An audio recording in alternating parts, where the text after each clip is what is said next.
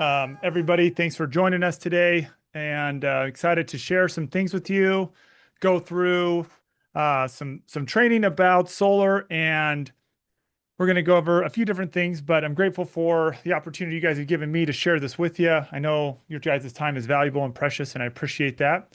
So we'll try to fill this with some valuable content that hopefully you can walk away with better understanding solar homes and solar systems and how it impacts the real estate transaction. So we appreciate InterNACHI and inviting us to this, and we're excited to share this with the InterNACHI community. All right, so let's dive in. Today, we're going to cover a few different topics. We're going to talk about how solar systems work as a part of, and the different parts of a solar system. We're going to go through the equipment, and we're going to learn to identify and comment on solar problems that you can observe visually as you're on site inspecting a system. So our goal here is to give everybody fundamental knowledge about solar, and so that way you know what we're looking at and the best way to handle the challenges that do come up around solar, especially when it goes wrong. And the last thing we're going to cover is talk to you a little bit about Sprk. That's my company that I founded around this. And then, help you understand about adding solar as a add-on service with Sprk. And so that will be kind of the end, and hopefully just a cherry on top to the content today, but hopefully this is something valuable that everybody takes away from the training. Okay, so just a little bit about what we're doing with solar and what's happening with it. Basically, I got into this because after being a solar installer and in the solar industry for about 15 years, almost going on 15 years now, found that there's a lot of problem with solar. So I'm a licensed agent. I'm a licensed contractor in a couple different states, and I'm a NABCEP certified installer. So I've got quite a bit of experience both on selling solar, on solar operations, and then installing solar and the different challenges that come up with that. And so we're going to cover a few of those different topics today. But the reason I founded Sprk back in 2021, it's been about 4 years now that I've been doing this, was to support homeowners post-install, because there hasn't been a whole lot of post-install support for homeowners in the solar industry. Most of the company's objective is to get the glass up on the roof. That's what they call it. But getting more panels on the roof, so then, set it and forget it. Never talk to that homeowner again. So that's really our purpose. Now, most of what we do is training and providing resources to those in the real estate transaction. So inspectors, agents, and appraisers. For the last several years, we've built resources and tools for each of them. And we're going to talk about mostly kind of the discovery of the challenges today. We'll talk a little bit about the resources, but more, I want to help everybody get a fundamental understanding about it. These are some of the companies that we already work with in the inspection space. Obviously, we would love to work with more companies, but we've trained thousands of inspectors now on this process, and excited to add you guys, into the fold of those that have been trained here.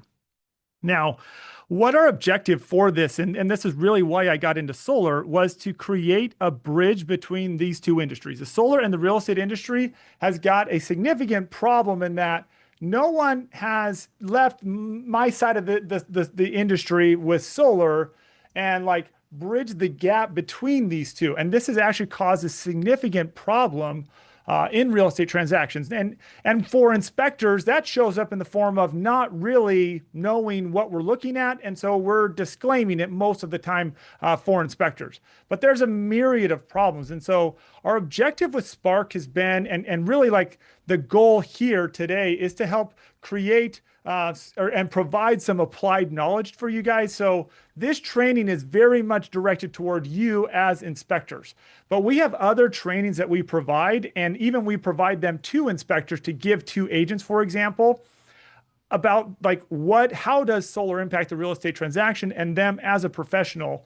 And so that's our goal here, is that as we work with proficient and top rate professionals in the real estate industry, that we can truly bridge this gap and create synergy between the two industries. Because solar is definitely here. It's not going anywhere anytime soon. We'll kind of get into that as we start to learn about some of the aspects of it and the equipment and whatnot. But absolutely, this is something that is going to impact everybody. So having some good, like clear knowledge around this is the objective here. So that's what we're going to try to walk away from today. Hopefully you can take this, apply it to your business, and again, help to start bridging the gap between these two industries and be a part of this process as we do bridge that gap. But essentially, one of the fundamental things that we like to do is provide you as inspectors the resources that you need to go out and share this with the agents in your own networks, because the agent education, while it's a little bit different, man, it's critical for what they need to be able to get in front of, the clients that they're wanting to represent and help them with the challenges that they're representing both on the buy and the sell side. Now, as inspector, we've got the standard of service, and I know a lot of inspectors have added additional service. Those ancillary services are great for providing additional value to clients, but definitely, like, there is our traditional inspections that looks at the key parts and components of the home. What our objective here is that now that so many solar homes are popping up, we want to give you what really buyers do need, and really like the ability to look at, one of the core parts of the home now that is showing up in about 10% of owned homes in America. And so with this is something that's highly expensive, something that is definitely not, like I said, going anywhere. And so the ability to look at that and provide good data on that is really important for buyers, because nobody wants to inherit the seller's expensive problems, just like any other part of the home. So that's our goal here, is that coming away from this, that you guys will know what we're looking at here. Now, one of the reasons that we do focus so much on inspectors is because of this fact right here. When I created a lot of the resources that are in Sprk, because I'm the founder, I'm the one that started this movement, and it came from like a place of pain. I honestly did not think that this statistic right here would have been the fact. But about 30% of the time, we are finding that there is a lot of issues that should be addressed in a real estate transaction when it comes to problems discovered with the solar inspection. So this is an issue that, and these are a lot of the problems are really things that can be fairly easily resolved, but it can be very expensive for a buyer to inherit, these kind of problems. But 30% of the time, I would never have expected that inspections would have revealed these level of issues. If you would have asked me before I started doing the number of inspections we're doing and created the resource, I would have said maybe 1 to 5% of the time we would find the issues that we're finding, but about 30% of the time, definitely there is some real challenges. And what it comes down to is, again, that can be really expensive for a buyer. And so, like, this is one of those issues. We're going to go through top 10 issues that you guys encounter in a real estate transaction. And I want to make sure that you guys have what you need going into this, so that way we're able to provide that. Now, I had showed a QR code earlier. I'm actually going to back up a little bit so I can show that again. So this QR code, if you're wanting to get some notes and follow along, I've actually created an ebook for you guys that like takes and takes this first part here that we're going to go through, the system functionality and whatnot. And that way you can, if you've got a phone or something, we want to make sure that everybody's got the ability to do that. So sorry, I didn't mention this earlier. I just kind of blew past this slide, but that is a good resource if you're wanting to learn more about this so that you're not having to like take screenshots or take photos every single one of these slides. Pretty much all of the content that we're going to go over today is inside of that little ebook that we put together for you guys, Solar in the Inspection. So that's what that QR code is there. Sorry, I didn't, like I said, I kind of missed that earlier. So hopefully everybody got a chance to snap a photo of that. I'll give you another second to grab that. And okay, let's move on. All right, so let me kind of get back to where we were. Okay, so now with this, basically there's some key challenges, like I said, that do show up in the transaction. And a lot of it has to do with the adoption rate. So solar really got going in the US, in about 2010. And now we've seen about 10% of, again, owned homes in the US that have gone solar. The projection is by 2030 will be at 15%, or by 2035 that will be at 20%. Obviously, those are projections, but and there's lots of different factors that may impact that. But what we found is that the number one driver of solar adoption and whether people go solar or not is typically not what they think. Like most people would think, like I'm from Arizona, that's where I'm based out of. And we help inspectors do this all over the country. But most people think like, man, Arizona's got to have the highest numbers. And what we find though is that it's really not the number of sun hours or people's political orientation or the other things I think that are assumptive about why people go solar, but it's all based off the cost of electricity. And as the cost of electricity continues to increase because of all these other factors like AI data centers and the growing demand of electricity, as there's a higher demand for it, we're seeing record increases per year in the cost of electricity. So we would anticipate that this grid parity number, which is when finance solar or lease solar is equal to or the same price as the local utility bill. So when those are the same or the local utility bill is higher, that's where we see higher adoption rates. And so from a national standpoint, this is a good map here that breaks down two key numbers. So I'll show you this. And this was taken about 2 years ago. So these actually numbers are probably a little bit higher than this now. But this shows a breakdown of state by state. So if you're able to look at, find your market, where you're at, this kind of shows where I was talking about, where you probably would not anticipate the number of solar homes that there are. For example, most people would not anticipate that in Massachusetts, almost 20% of homes have solar on them because it's in the Northeast and, maybe there's not as much sun there or whatever. But what it comes down to is Massachusetts has higher electricity than what it would cost to go solar or that it would cost to stay, or it's more expensive to stay with the local utility than it is to go solar in many instances. And so we see high adoption rates. So the places where we see more solar, like right now, over the last 3 years, Texas has been the number one fastest growing state for solar adoption. And some may think that that's only because of the growing real estate market there. But really what it comes down to is solar pricing or the utility pricing has driven post, the 2021 winter crisis that Texas had that ended up killing like 700 or 800 people. That Texas then changed their whole energy policy from low cost to as reliable as power as possible. So they went from affordability to reliability. And that is typically a cost gap. And that's where electricity in Texas went from 12 cents to 24 cents, like over a couple of years. And so those kind of increases drive adoption. And that's where, as we see more and more people going solar, right, then that's something that's definitely should be addressed when we're looking at the general market. But especially in certain states, there are going to be more solar than not. So hopefully, though, if you see like your state, if you're in, one of the states that maybe is not as high concentration of solar, for example, like in Louisiana, there's 2.5%. But in New Orleans, there's actually a much higher concentration because New Orleans ran some incentives that actually got a lot more people. So a lot of the solar is concentrated in Louisiana. So there are pockets of it where it's definitely more versus others. And there's other factors that do drive it, like net metering, which is the exchange of power with the utility, which we'll cover here shortly.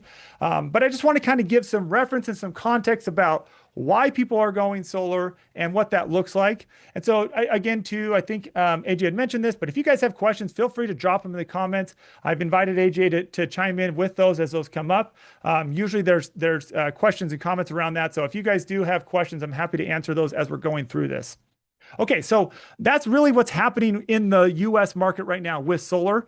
Now, if we look at our neighbors to the north of us, Canada, we've actually seen over the last couple of years, they're surging as well with solar adoption. And so there is definitely a trend toward this across the board. But for sure, there are certain states like California that's, half of the population. Every new build in California right now is mandated to have solar panels on them when it is constructed to pass permitting in the state of California. So there is different markets that are adopting different rates. And that's, again, just some different things that are happening. But for sure, wherever the cost of electricity is highest, that's where we see the highest concentrations of solar. Okay, now that there is so much solar out there, what's happening with that? So since 2010, this is like what, as I've been helping people go solar. And in 2000, to me, that 21 was that trigger event for me to like find out like what is going on here. Why are there so many people pushing back against the solar industry in the real estate industry, especially agents? That's what got me into it. There was a lot of agents that were like frustrated and then telling their clients to cancel going solar. And as a business owner, I was losing money big time. And that was frustrating. And so I dove in and I did not understand the scope of the problem. And this is what I've learned over the last several years and how it impacts the real estate transaction. What we find is that post install, homeowners are not thinking about their solar much. And oftentimes when it comes to sell the home, they don't have the documentation readily available. They don't really understand what's up there. They sat down with a solar guy years ago and now they're transacting and they're like, I don't know where any documents are. I don't even know how well it's working or not.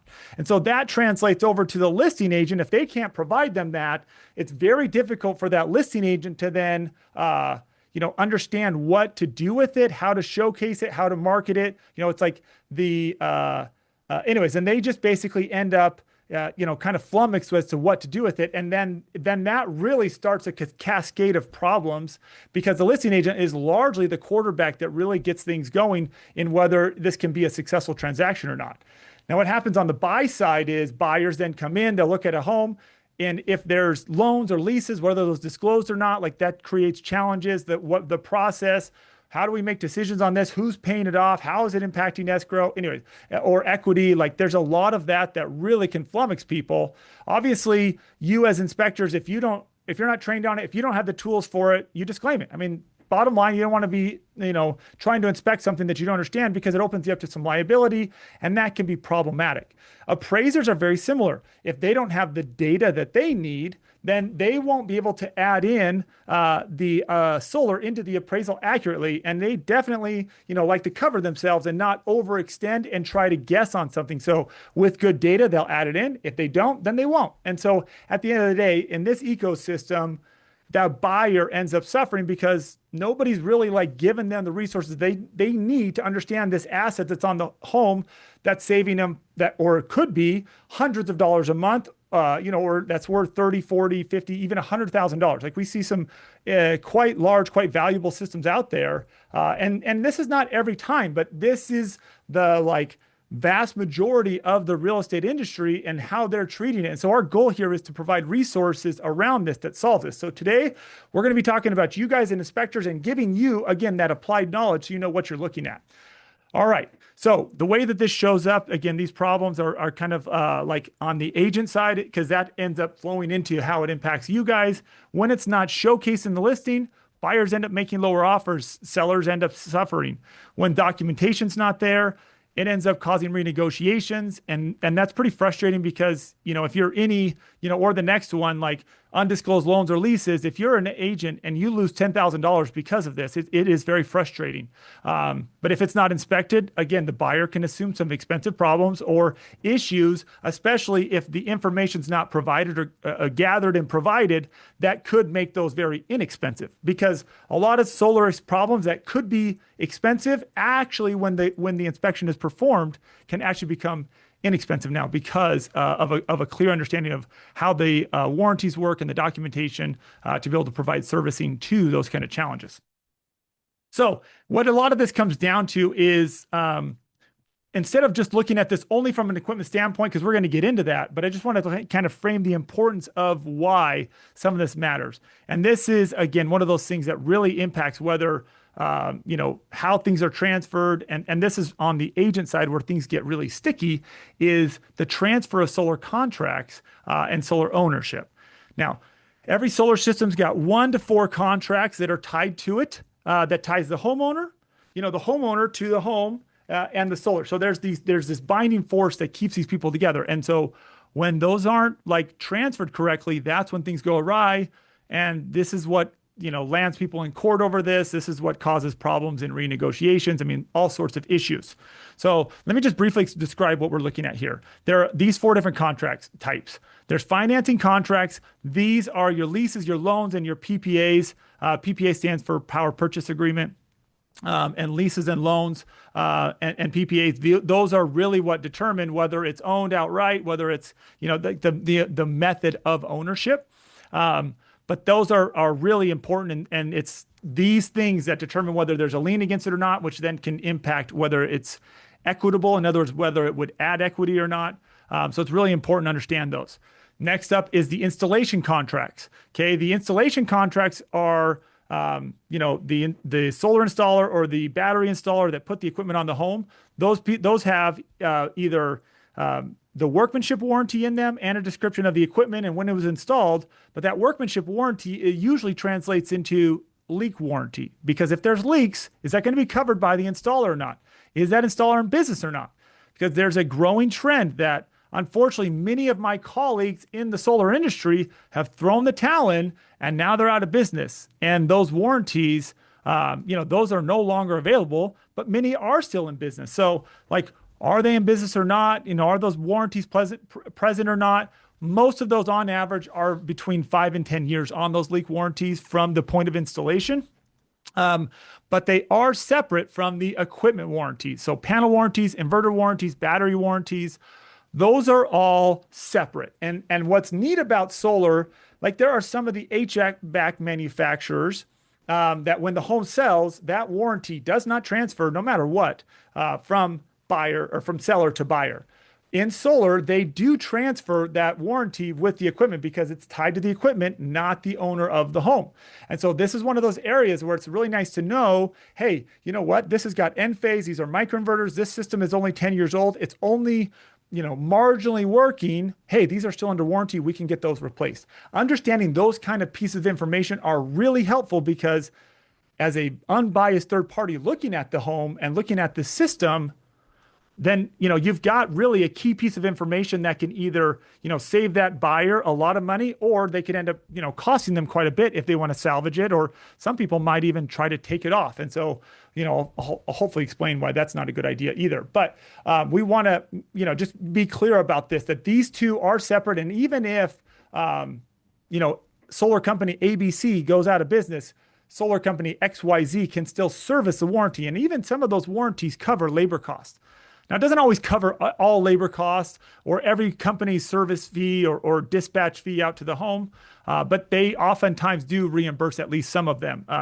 So it's one of those things that understanding this, that those two can be broken up, that there are solutions there, even though it may seem scary. And so again, it's just a fundamental understanding of this that really is helpful. The last agreement type is a net meter agreement. The net metering agreement is an agreement between the homeowner and the utility company. These two parties have an exchange of electricity. So what happens is the solar will generate electricity. The excess goes back to the utility company, and then that they'll buy it back from them, or they'll credit them their account. It's called net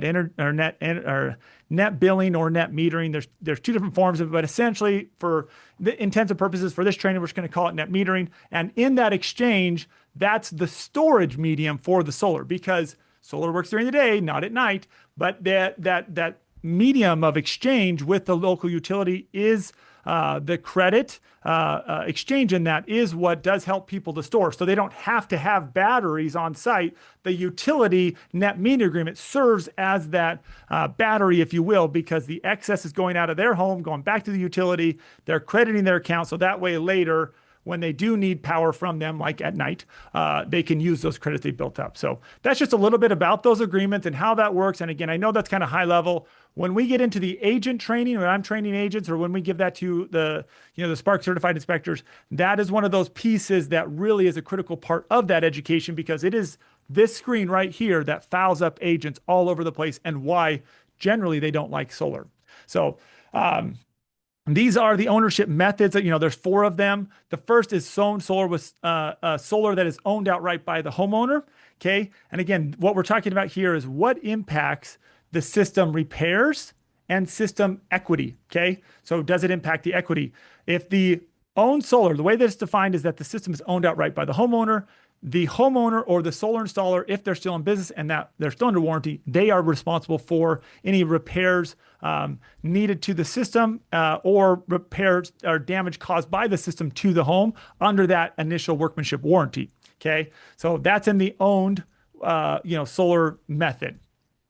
Now, if it's owned with a loan, exactly the same thing. You basically have that. The difference between owned outright and owned with a loan is that when you have a loan, there's no equity typically attributed to the system, because it turns out, Fannie and Freddie and FHA, HUD, all those guys, they don't really want to lend against a product that already has a loan against it. And so they don't like to lend two products against the same, or two different finance vehicles against the same product. And so that's where owned outright will be typically the only one as it's conveyed that will actually attribute to the added appraised value of the home.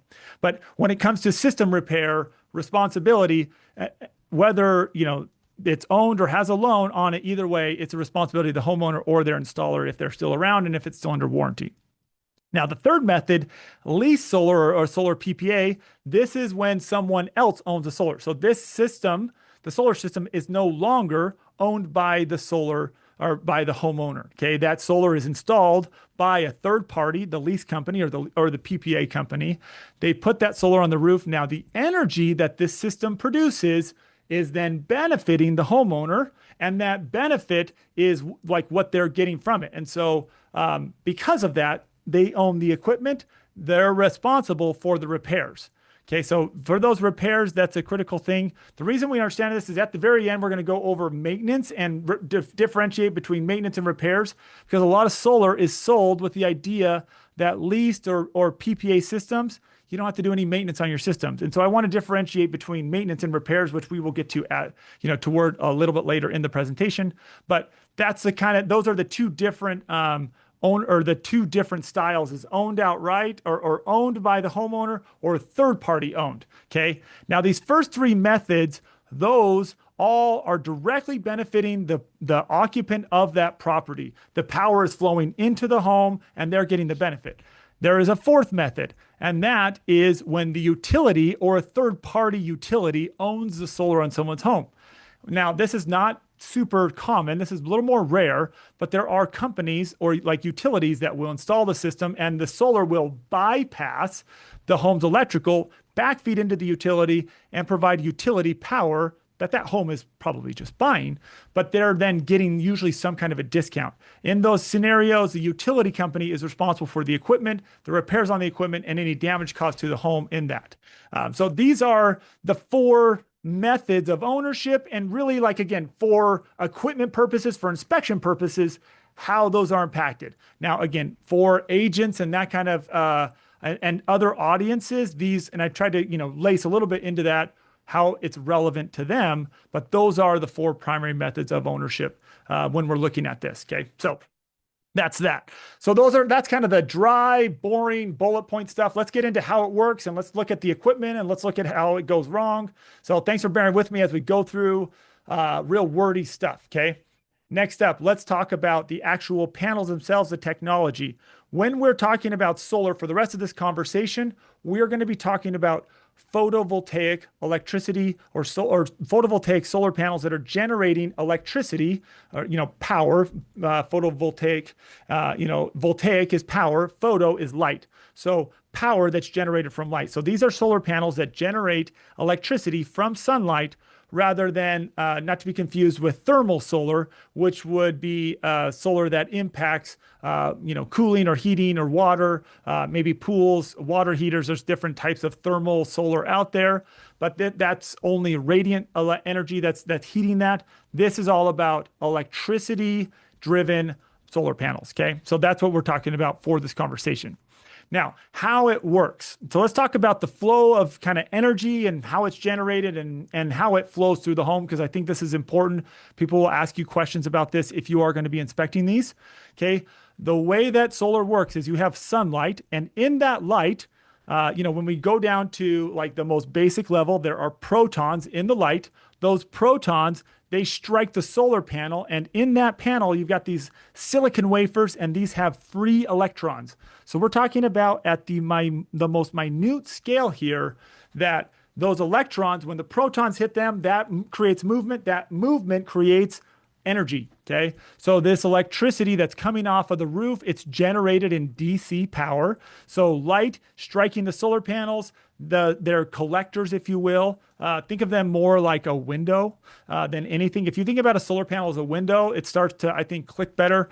But a solar panel is probably closer to a window than almost any other technology out there. But it's collecting the light and that light then, creates DC power. That DC power comes off the solar panel and then goes into an inverter. That inverter changes it from DC power into AC power. And I'm sure, as inspectors, you guys guys know what the difference between those two are. But that AC power now, or AC electricity, is now ready to then enter the home, because that's obviously the way we power homes. But solar in its natural form is DC, and pretty much any electricity in its natural form is DC. Everything is generated or stored all in DC power. That's why we have to have inverters, or the little bricks that we plug into the wall for our cell phones. Those all change the power between DC and AC. So we've got this AC inverter. This inverter will then goes, sends the electricity through the main electrical system of the home, as long as it's one of those, first three, ownership methods, and that powers the needs of the home first. So it'll backfeed into the home through a breaker or through a line side tap, and that will then power the appliances or the electrical needs. And think of power as like a vacuum. It goes to wherever the path of least resistance is. So it goes into the home first. When the home is sated and it's good to go, it will then power, or it'll then go back through the meter, spin that meter backwards. Now, we don't have a little disc that spins like we used to, but they're all digital meters now, but it's counting backwards, and this is net metering. So when that meter is spinning backwards, it's going back to the grid or the utility company. They're net metering. So they're sending power back to them. And then when the solar is not enough power for the home, then the meter stops spinning backwards and starts spinning forwards. And then they'll use the credits that they had built up from the excess solar time or daytime, and then start powering the home from the grid. And so that exchange of power is net metering. Now, that's basically how it works. Now, solar, the way that, again, if we were powering 100% of a home with solar, 8 to 10 hours worth of power will be 24 hours worth of electricity will be generated in an 8 to 10 hour window. Now, with that window, we've got, the ability to, store that with them. If not, and you've got a battery on the home, let's talk about that. That battery, if it has the ability to isolate from the grid, or depending on what the software programming is on the battery, the power will flow into the home, and then the excess, instead of going to the grid first, would then go to power an empty battery. Once that battery is full, it'll then store it for when the home then needs power, and then it's feeding into the system to then give the home what it needs in terms of power until the battery's dead, and then it will then retract or go back to the grid. And so that's how these work. In order for that to work, where the home then operates solely, like if you were to eliminate the grid, and you can do that with some sort of a transfer switch, or an energy hub. Or there's several different devices out there available commercially for this. Tesla's got them, Franklin's got them, Enphase has got them. There's lots of them out there that are commercially available, and some of the you can do this also if the home has a generator, it's got a transfer switch. But essentially what happens is the home can be powered just off the solar and the batteries if it's an island, because the other thing is that if there's no grid power, there's no solar power. Okay, the way that this software works in these inverters is that the home only will turn on the solar panels, or the inverter will only turn on if it senses grid power or battery power, because they do not want the grid energized if there is no grid power on. So that would create an unsafe environment. And so that's where we want to avoid doing that. And so what they do is they put those transfer switches in place for that, because you don't want to backfeed and energize a grid that's supposed to be down, that becomes an unsafe environment for those that might be working on the grid. And so that's where we've created or there are these rules around that, and the software that prevents that. So that's where solar, if you don't have batteries and this grid goes down, now there's a couple exceptions to this. Now, Utah just passed a law where you can actually do this without having to have a battery. You can start to isolate some of your power. So we're starting to see some exceptions to this.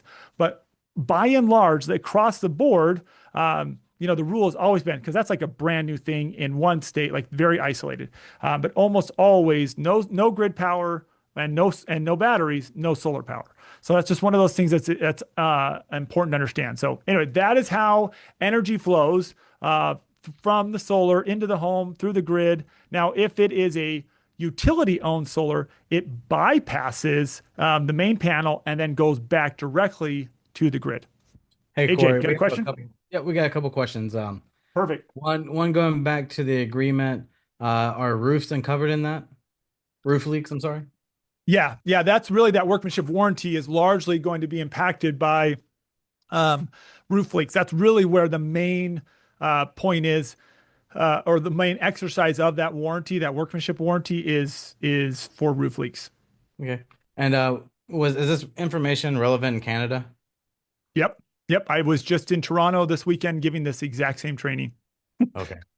All Yep. right. And let's see. And does the battery and the public electric grid feed the home at the same time? Um, it can. So it just depends on the software of the battery. Like all things, these things are dictated by software. So it'll have a some sort of a control unit. Typically now that's mostly done like on a mobile device, like a cell phone, where they can control that and set the parameters and say, okay, during certain times of the day, I want the grid to power my battery because maybe in some areas you got free power at night or some, whatever. Like there may be different scenarios where the grid might power the battery or the battery would power the home and the solar might power the home. But the idea usually for most batteries now is that they're powering the home in place of the grid. But usually, then this is why more you won't see these as common outside of like states like California and Hawaii and maybe some of the other like big solar states is because the cost of electricity can be prohibitive for adding batteries in, but in certain states it's cheaper or really similar to the cost of adding batteries and solar than being with the grid. And just a clarification on one of the questions, are the contracts the same in Canada? Yeah, they'll have very, very similar contracts. The ownership methods are the same. In fact, there are more of those utility owned systems out there in Canada. But yeah, they're very, very similar. The transfer, pretty much all of those are very similar. The difference is in Canada, you've got a an attorney that usually handles escrow, where here you've got a title company that will usually handle escrow. So that's usually where the big difference lies in this, and then who's collecting that and who's kind of the quarterback for the transfer process. But outside of that, the agreements are fairly universal between the two industries. And again, whether there's like 3 or 4 agreements, that's pretty much all standard. Cool. That's all the questions for now. Cool, great. Glad to have some questions coming in. All right. Okay, so hopefully this is making sense. You guys are following and talking about like what way that these work. Now let's talk about the actual equipment and let's look at the equipment and see, what it is and how long it lasts. All right, so for solar, there are 4 different parts to the system that we can kind of group the equipment together in, and then we'll go through each of these and talk about, again, what they are and how long they last. So the racking equipment has 3 different parts to the racking. Okay, so with racking is what holds it down. The panels are what collect it. The inverters are what change it from DC to AC, and then batteries obviously are what store it, like we just talked about in the last slide. So in a racking system, the racking system is dictated because there's a lot of questions that come up with this, especially for inspectors. So I'm just going to probably pre-answer some of your questions on this. The thing about solar that makes it unique is that most solar systems, and not all, but almost all solar systems that are grid tied require some sort of a permitting because where you can sneak a deck on your home without this maybe municipality or city or township knowing, or Providence or whatever, a solar system is very difficult because it's tied into the home's electrical and therefore the utility. And so a utility will know, and they require really strict permitting. And so almost every system out there, and I can't say every because I'm sure someone's done it without, as a DIY project without approval, but they'll probably get busted by the utility because they're backfeeding, without permission. They have to get a permission to operate in order to be your own production unit within a utility. And so most utilities require that, if not all, but not every municipality or jurisdiction or AHJ does require. Actually, the town where I live in Gilbert, Arizona, does not require solar permits. Now they do require a permit if it has a battery, but solar only, they feel free. But our local utility, SRP or Salt River Project, it does require it. So pretty much all of these are installed to this standard. And the reason I bring that up right here is because the racking equipment is a really important structural component to the system because this is what holds it on. This is what creates stability. This is how it anchors into the home.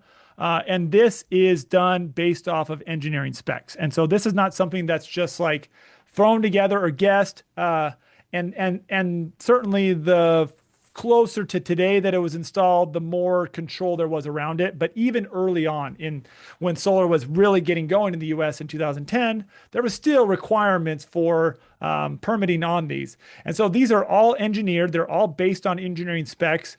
You've got attachments that tie into usually, not always, but usually the structural members of the roof, the rafters, the beams, whatever it is that's holding up the roof, the engineered trusses, whatever is holding up that roof, those typically have this right here is a 3 to 5 inch lag bolt that's then anchored into that structural member.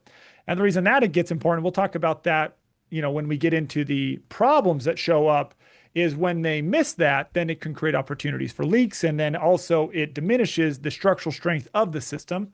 But usually the engineer, if you notice here, there are, like, you can see the structural points. The engineer will determine based off of the rating of the rail, the local wind uplift. I mean, all these different parameters to then determine, how often do they want them, every 4 feet, every 2 feet, every 6 feet, how often they want those anchor points. But the clamps that hold down these panels, when these are missing, that presents one of the most dangerous and highest liability issues for homeowners. So the clamps are really important. The attachments are important for strength and for waterproofing, and the rails are what hold the panels up. And so this is the bones, if you will, of the system that's holding it to the roof. Or if it's a ground mount system, it would be, a ground mount equipment.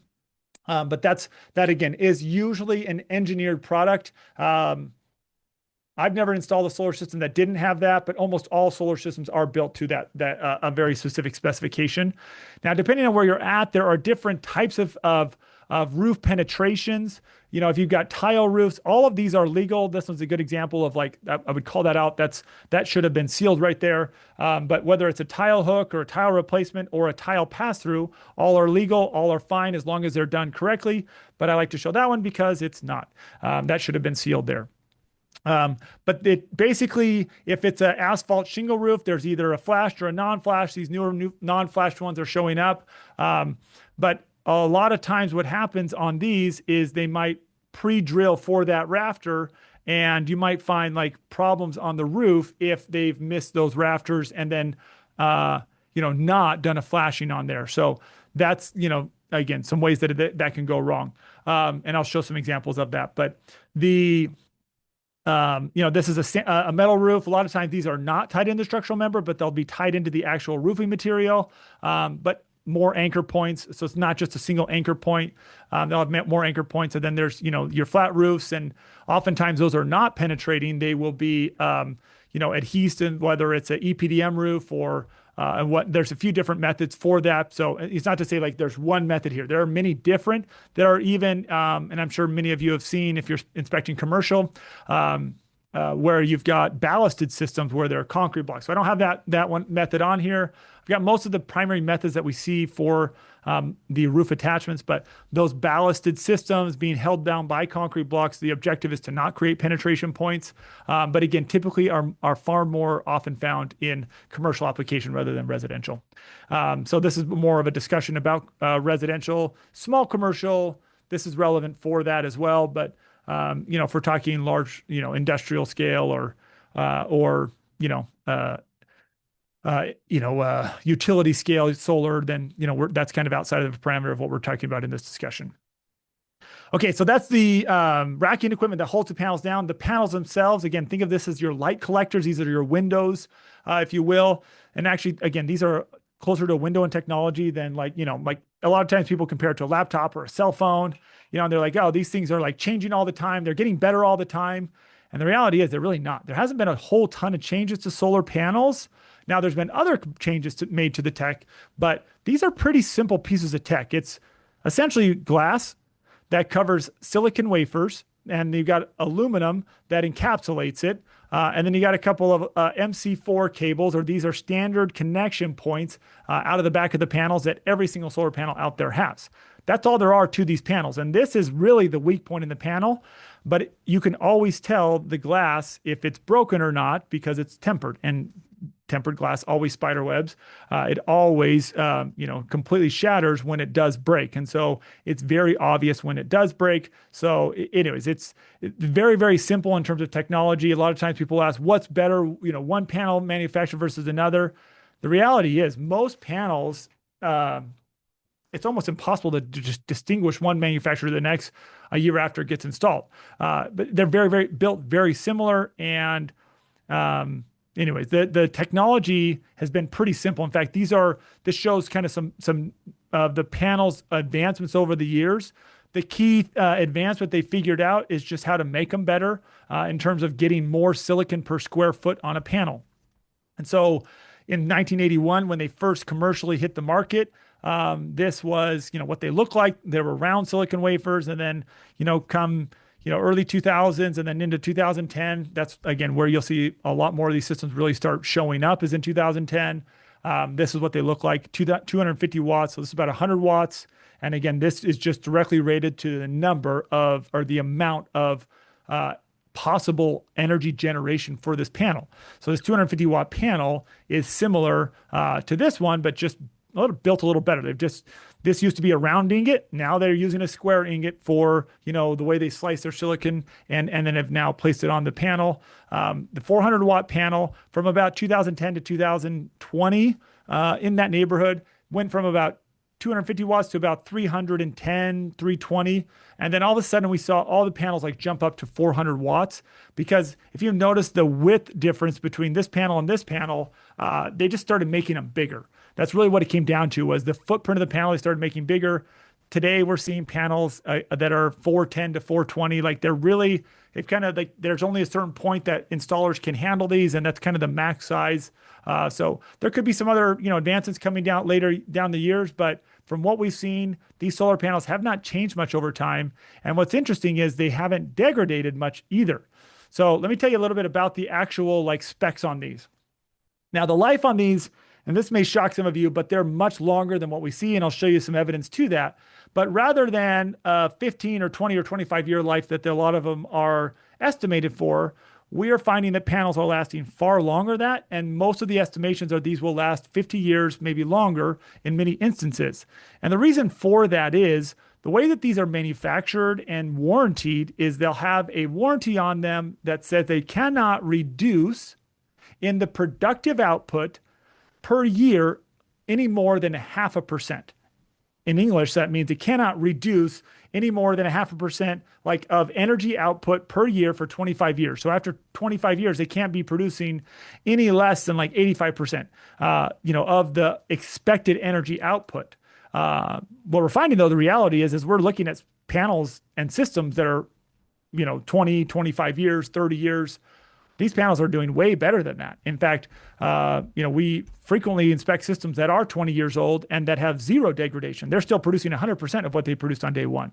And so the productive output of the panels are quite good. Now, that doesn't mean that there's no like replacement needed on these equipment, but the panels themselves are usually outperform what most people would expect them to do. And so they're most likely going to be around much longer. And then the Iraqi equipment never wears out. It's just equipment. It just sits there. And many of you may be asking about roof replacements and that kind of thing. I'm sure that'll come up, and I'll explain that here in a minute. But the panels themselves are typically going to last much longer than more people realize. But the units per install, if it has less than 4 panels on it, it's probably like water solar. It's probably thermal solar.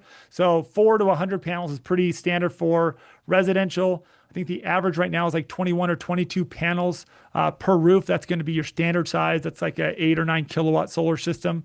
I think 8 is the average US install size right now for solar panels. But yeah, they typically are up on the roof. Sometimes they're on ground mounts, but almost always the roof. And that, again, most of the reason for the roof is just the cost of install. 30% of the cost of a ground mount solar system is just the mount itself. If you got to build a whole new structure to hold your panels, it's more expensive. And again, if we've learned one thing about solar panels, the cost to put them on is usually one of the biggest factors in whether people do it or not. So that's why you see way more roof mount than ground mount. Replacement cost per panel. Retail right now, you can get 400 watt panels for somewhere between $250, $300, maybe a couple $100 in labor, maybe double that in labor. But, that's where we're seeing about a replacement cost of about $500 per panel. You can swap out a 250 watt panel or a 300 watt panel for a 400 watt panel because it's extremely difficult to find a 250 watt panel anymore. You just swap it for a 400.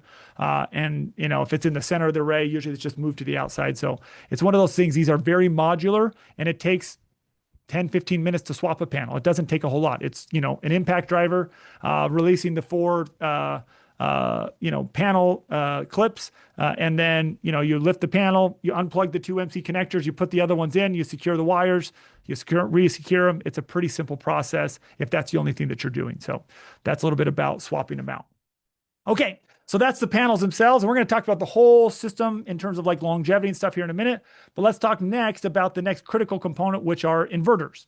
There are two primary kinds of inverters, technically three, but most of the time it's going to be two inverters. There's string inverters and microinverters. The third kind is a hybrid when a battery is involved. For example, the Tesla Powerwall 3 has got a hybrid inverter into it and what that means is it changes both the battery and the solar. And so it doesn't need its own independent inverter. But again, 99% of systems out there have got either a string or a microinverter on them. And the split between the market is actually pretty even on these string versus micro. String inverters, just kind of covering those quickly, those last on average about 10 years. It's usually, 1 to 3 per install, but usually just one. But if they do kind of have sizing issues, they would have added multiple inverters for a single install.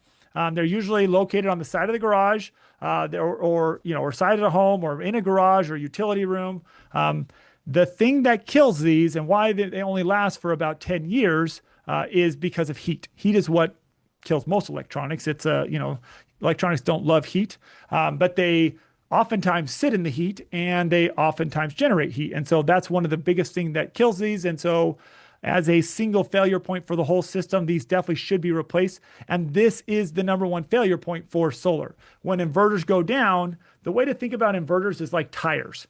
If you have a car and your tires wear out and you're driving a new Suburban or something, or you're driving a new Toyota Camry and your tires run out after 25,000 miles, most of us are probably not driving our car into the dump and leaving the car and going to get another car.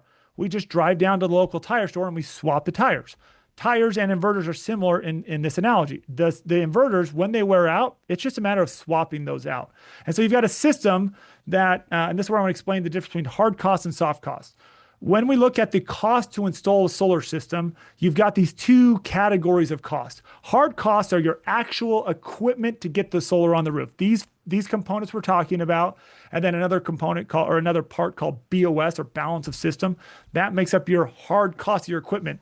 That's somewhere between 40 and 50% of the cost of the install. The other half are your soft costs: labor, permitting, design, engineering, application fees, sales commissions, all these other costs that are associated with getting it up on the roof. And so when it comes to just having an issue like this, if you got a $25 or $30 or $40,000 system and it takes $2,500 to swap that out and it gives you another $30,000 of savings for the next 10 years, it's kind of a no-brainer to just swap that one component out.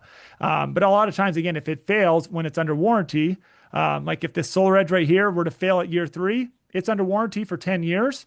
So it's a matter of contacting Solar Edge. And then if the installer's out of business, finding the local one that does. Oftentimes they can refer one. You can contact Sprk. We can also help with that. But those can be swapped out without any major cost of equipment. Just usually, again, might come down to a portion or all of the labor costs, depending on, what Solar Edge or the other manufacturers are compensating for on that side. So that's again, why we bring this up is because this is a fundamental understanding that a lot of people don't understand about solar, is that it can be usually fixed or repaired without too many issues. Or oftentimes you may find that a system does not work and it simply needs a software update.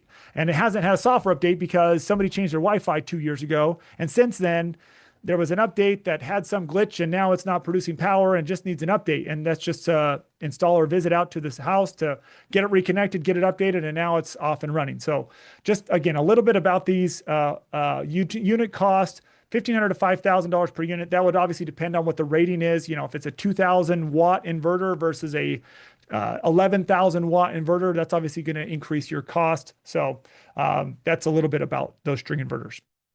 Okay, microinverters. Instead of one inverter for the whole system, you've got an inverter per panel. And where there are many different manufacturers of string inverters, there's only just a couple for microinverters. And it's not super common. There's about three major ones, and Enphase really dominates the market, you know, if I'm being honest. And I've got friends that work at the others. You know, you got Tygo and you've got, there's a couple other AP systems. But Enphase, they have probably 90% of the microinverter market. So these are quite common. These go on the underside of each panel, but these have a warranty for 25 years. And the reason these things, they do last significantly longer. And the reason they last so much longer and they've got a longer warranty is because they're much simpler, or they're much smaller. They're under the panels and they're carrying the load of a single panel instead of the whole solar system. And they're packed with this heat shedding material that just gives them a longer life. And so when they do get replaced, it's again a matter of contacting the manufacturer and they'll warranty that if there is an issue with it. I'll give you kind of a hint. This is kind of like a little pro tip here for those that are like thermal drone flyers. If you're not sure about and have monitoring, you got a microinverter system that's not fully functional and you fly your drone over it, or you can scan them, the thermal on those, the panels that are not operational will be the warmer ones because they don't have that, energy release from sending those electrons down the road. And so they get warmer. So your warmer panels, that's how you identify which ones have gone out and which ones haven't, in terms of and if it's a microinverter system or a string, but usually that microinverter system you'll be able to identify those because oftentimes you can just go out, swap out that one inverter and the rest are off to the races. But again, this doesn't have a single point of failure. So, and they last quite a bit longer, but they are more challenging to swap out. I've swapped out a few of these systems and it's more work. It's usually a full day of work instead of just, a couple hours swapping an inverter. So it just, a little more labor, but it's every 25 years, swapping out all of them rather than, every 10. So there are pros and cons to both of these systems. But that's again, how the two of those work. All right, now moving on to batteries. That's the last component here that we'll talk about. There are three different parts to most battery systems, not every, but most. Most will have some sort of a backup load panel, which now with whole home battery backup, that may just be the main electrical panel. But oftentimes there is a load panel that's dedicated to the backup loads. So, whether that's whole home or dedicated, like you can usually see in that load panel what is being backed up. Then you've got your energy hub or your transfer switch. This is what allows the house to island and for the house to be essentially, powered off of the solar and batteries alone. This is Tesla's battery hub. There are other manufacturers out there, but most of these, the way that it works is this little guy in here is your transfer switch.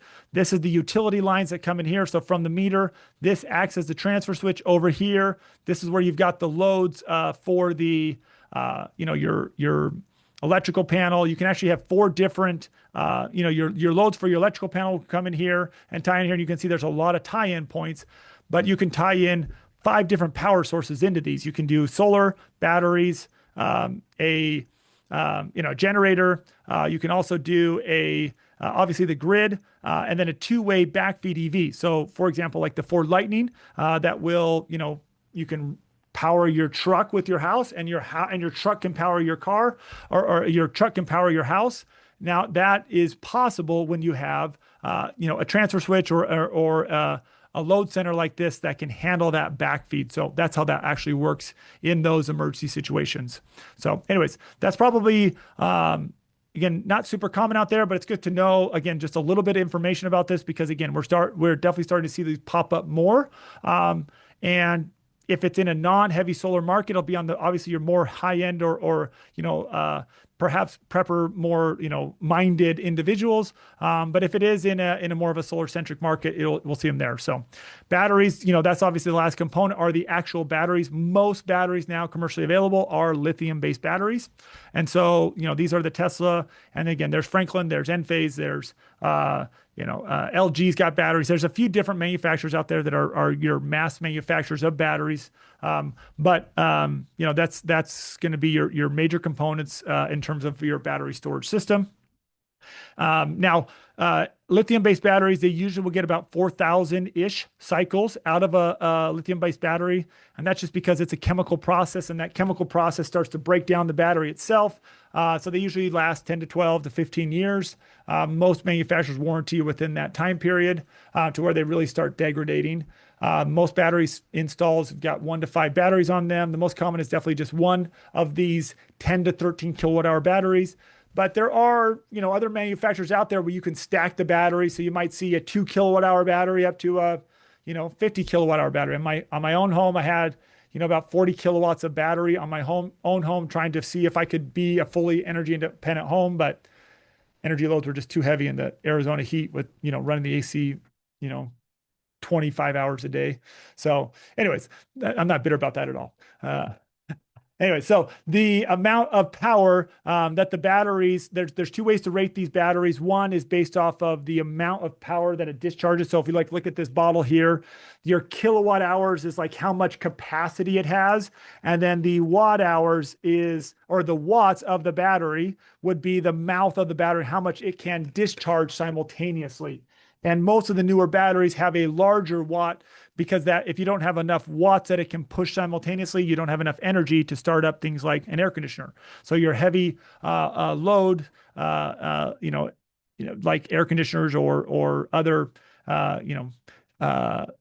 heavy energy requirement startup devices, you can't really do whole home backup, but most of the newer ones do come with that. So that's been some of the innovation that happened with batteries, but usually these are on the side of the home. This replacement cost of 1,500 to 10,000. 10,000 is going to be like to replace a 13 kilowatt hour power wall. But your lower cost, those 1,500 are going to be those 2 kilowatt hour batteries. So that's usually what they're rated, is by the kilowatt hour. And that's usually where you're going to look at replacement costs after those time frames. And again, if it's cycling at that. So if it doesn't cycle every day, if maybe somebody's only cycling it a couple times a week, that could go 20 years. So it's usually not just based off of a time, but that warranty usually is. So that's a little bit about the batteries. Okay, so let's just look at a little bit of the ground equipment, because when we're inspecting solar, what we found is that there are more important things oftentimes on the ground we need to look at, because a lot of times the issues happen on the ground, even more so than the roof. So I want to just go through and identify a few of these like things that differentiate the different types of systems. So each one of these photos is going to get progressively more complicated. So if you've never seen a setup like this is a solar home. This is the conduit coming from the roof.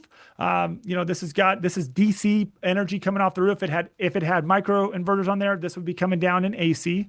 But still, it's labeled here because they do not want you to tie into this power. They don't want you to open up this LB, tie into that power, and then have loads not behind an overcurrent protection device or a breaker. And so that's really important for understanding that. And then this is your inverter, right? If you follow our conduit here, this goes into a revenue meter, or this is a lease system. You notice there's a little tiny sticker there that says Sunrun on it. But that's your lease meter. Sometimes they have them, sometimes they don't. In Arizona and a couple other states, the utility requires solar to have its own dedicated meter. In many states, they don't. And so you'll only see one meter on a system, but that's what that meter is. This is an AC disconnect, or a fireman disconnect. The reason why solar's got all these labels on it, and this here is a fireman needs to be able to walk up to a system, identify what it is, and shut it off quickly. And then the solar will tie into the home's electrical in the electrical panel much of the time, either through a backfeed breaker on the bus bar, or on the feeder lines to that bus bar, a line side tap. So those are the typical methods for that. So that's, again, a little bit about some ground equipment. So that's a single solar system. Okay. But we see sometimes someone goes solar and doesn't just do it once, but adds more solar after the fact. So this is an example of when you got a system. This was a system. This is installed in California. They went solar in 2012, sold the house, somebody else moved in. They thought they needed more solar, so they added more. And when on the agent side, now they got four or eight, not four, but now eight contracts tied to this house. So, anyways, all the more joy. But that's kind of where now looking at this, there are two different distinct systems. And the reason we know that is there are two different sets of conduit coming off the roof. And usually going to have a little bit different looking panels on the roof, but you can usually tell the number of systems, not by your inverter count, but the conduit coming off. So two different installs, both string inverters. They're tied, they combined here in this little combiner panel, the backfeed breakers here, but instead of them tying into the main panel, whoops, we got a meter collar that is a form of a line side tap where it ties into the home's electrical, but behind the meter. And so they pull the meter. And the reason they do this is that the amount of solar you tie into electrical panel is a math equation. And if you got too much solar, then what that panel can handle, now you either upgrade from a 200 amp or from 100 amp to a 200 or from 200 to 400, or you derate the main breaker so that way there's not as many loads on the panel, and now you can put more solar through it. So there's like major changes that have to happen to the panel, and so now there's a few other creative ways to tie solar systems into a home. So again, just trying to give you guys some examples of what we're looking at here. Again, a couple different AC disconnects. But if I was like looking at this home, or if like a firefighter was trying to get up here, they would want to make sure that they are switching off this AC disconnect here. But if I was like looking at this for my intents and purposes, I'm going to probably be making sure that I do look at two different systems here, not just the one. So anyways, the last system is the most complicated. This has got not one, but two solar systems with batteries, and one of them is string inverter and one is a microinverter system. So the way that these microinverter systems work is, like I said, there's panels up on the roof, but then usually they come down and they'll combine, and this would be AC power coming down to this in a combiner panel inside of this electrical panel here. That's got the strings that combined here. There's usually a like little communication box for monitoring purposes, but that's the microinverter system. And so this has got a string and a microinverter system. They're both tying into, well, it was tied into this, but now all the loads been moved into this primary backup panel, and this is all tying into a Tesla gateway or your energy hub, and the batteries, the solar, and the utility are all tied into this one system here, and so that way the home can function on or off grid, and so the house can stay up while the power's down, or they don't have to store power. So one of the use cases for this, like in California or Hawaii, net metering, like I was telling you about, actually is starting to go away for certain people, and so the utility will only issue so many net metering contracts to people, or where at like if they're giving you one credit for one credit, maybe they go down to 80% of that, and then 50% and 20%. And so California is one of those states like Hawaii where there's a lot of solar there, and so the utilities are giving less favorable net metering. Those are the instances why many homeowners are opting into batteries. Outside of that, we don't see a ton of it, but again, just kind of helping you understand the use cases for why people are doing this and the components that we're looking at for it. Okay, so those are the systems. So I want to just now go through, and after this, we're going to take a quick little break for any questions, and then we're going to move on to like how these run into some problems. But this is a good case study for longevity. And with this longevity study, it's really good because this system, it's a 100 kilowatt solar system that was installed in 1981. Again, one of the first systems that went up in the U.S. In Beverly, Massachusetts, and at Beverly High School. And what's interesting about this is this system, so it's 93% of the original system when they did this case study in 2021. And this is what they found, that for the productive output of the system with a new inverter, so that's the caveat here. It wasn't just like the original inverter. The original inverter went out and they've got a new inverter installed on this system. And it was actually the inverter company who did the case study and presented this to a CE class that I was at for solar installers, where they went through and showed that the system from day one And then 40 years later, when they did this, instead of it being at what it was expected at 78% of the production, it was only it was up at 92%. So even our earliest installs were way outperforming what anyone expected. And so instead of it decreasing at a 0.5% per year, it was only going down at 0.2%. So we're seeing better long-term production on these systems again than what people anticipated. And so what we're seeing like from these is that they're going to be around for a while. And the real biggest obstacle for most people is just a re-roof. And so the process for swapping those out with the re-roof is simply calling a solar installer, having them remove it and put it back on. Some roof installers will do this. I would definitely have it inspected. That's a key time for inspectors to go in and inspect it after that. But when it's uninstalled and reinstalled, that's like usually a few hours to take it off, maybe a day to, or a few hours to put it back on, depending on the size of the system. But that really then helps the system perpetuate for decades. So that's how kind of, again, answers one of the key questions that come up with longevity and how these work, and kind of like I said, where the future of these are going in terms of how long they're going to last. So basically, I want to, just like I said, we'll pause there for a second, see if anybody has questions about equipment, longevity, or anything else. All right, Crystal. Whenever you're ready to speak, go ahead and ask your question. Hey guys, can everybody hear me? Loud and clear. Yes. Okay, wonderful. So I have a question for you. I spoke with an insurance broker here in Canada recently, and they informed me that on residential installs, there's starting to be a concern for current installs for solar panels over 15 kilowatt or 100 yeah, 15 kilowatts, sorry. And I'm curious if there is what are the requirements for a 15 kilowatts? Is there a specific requirement, based off of a square footage of a home, what would be considered an appropriate amount of kilowatts installed? So when we're looking at the amount of panels or the square footage of the home, what would be considered like a reasonable install or maybe Yeah. not enough solar power Sure. to install, if that makes sense? Did you remember why they had stated that? Was it due to weight load or just electrical? Did they give any kind of parameters around that, or was it just No, I think okay, it's that's just okay. because I can guess why, but anyways, no, I think it's an excellent question. There are certain municipalities or jurisdictions where they'll limit the percentage of the roof. So they'll only let you install solar up to 80% or 70% of the total roof footprint, which if you got a small townhome or something, that can happen, without too much difficulty. So there are definitely precedents for that where they limit the amount of square footage available to install on a roof.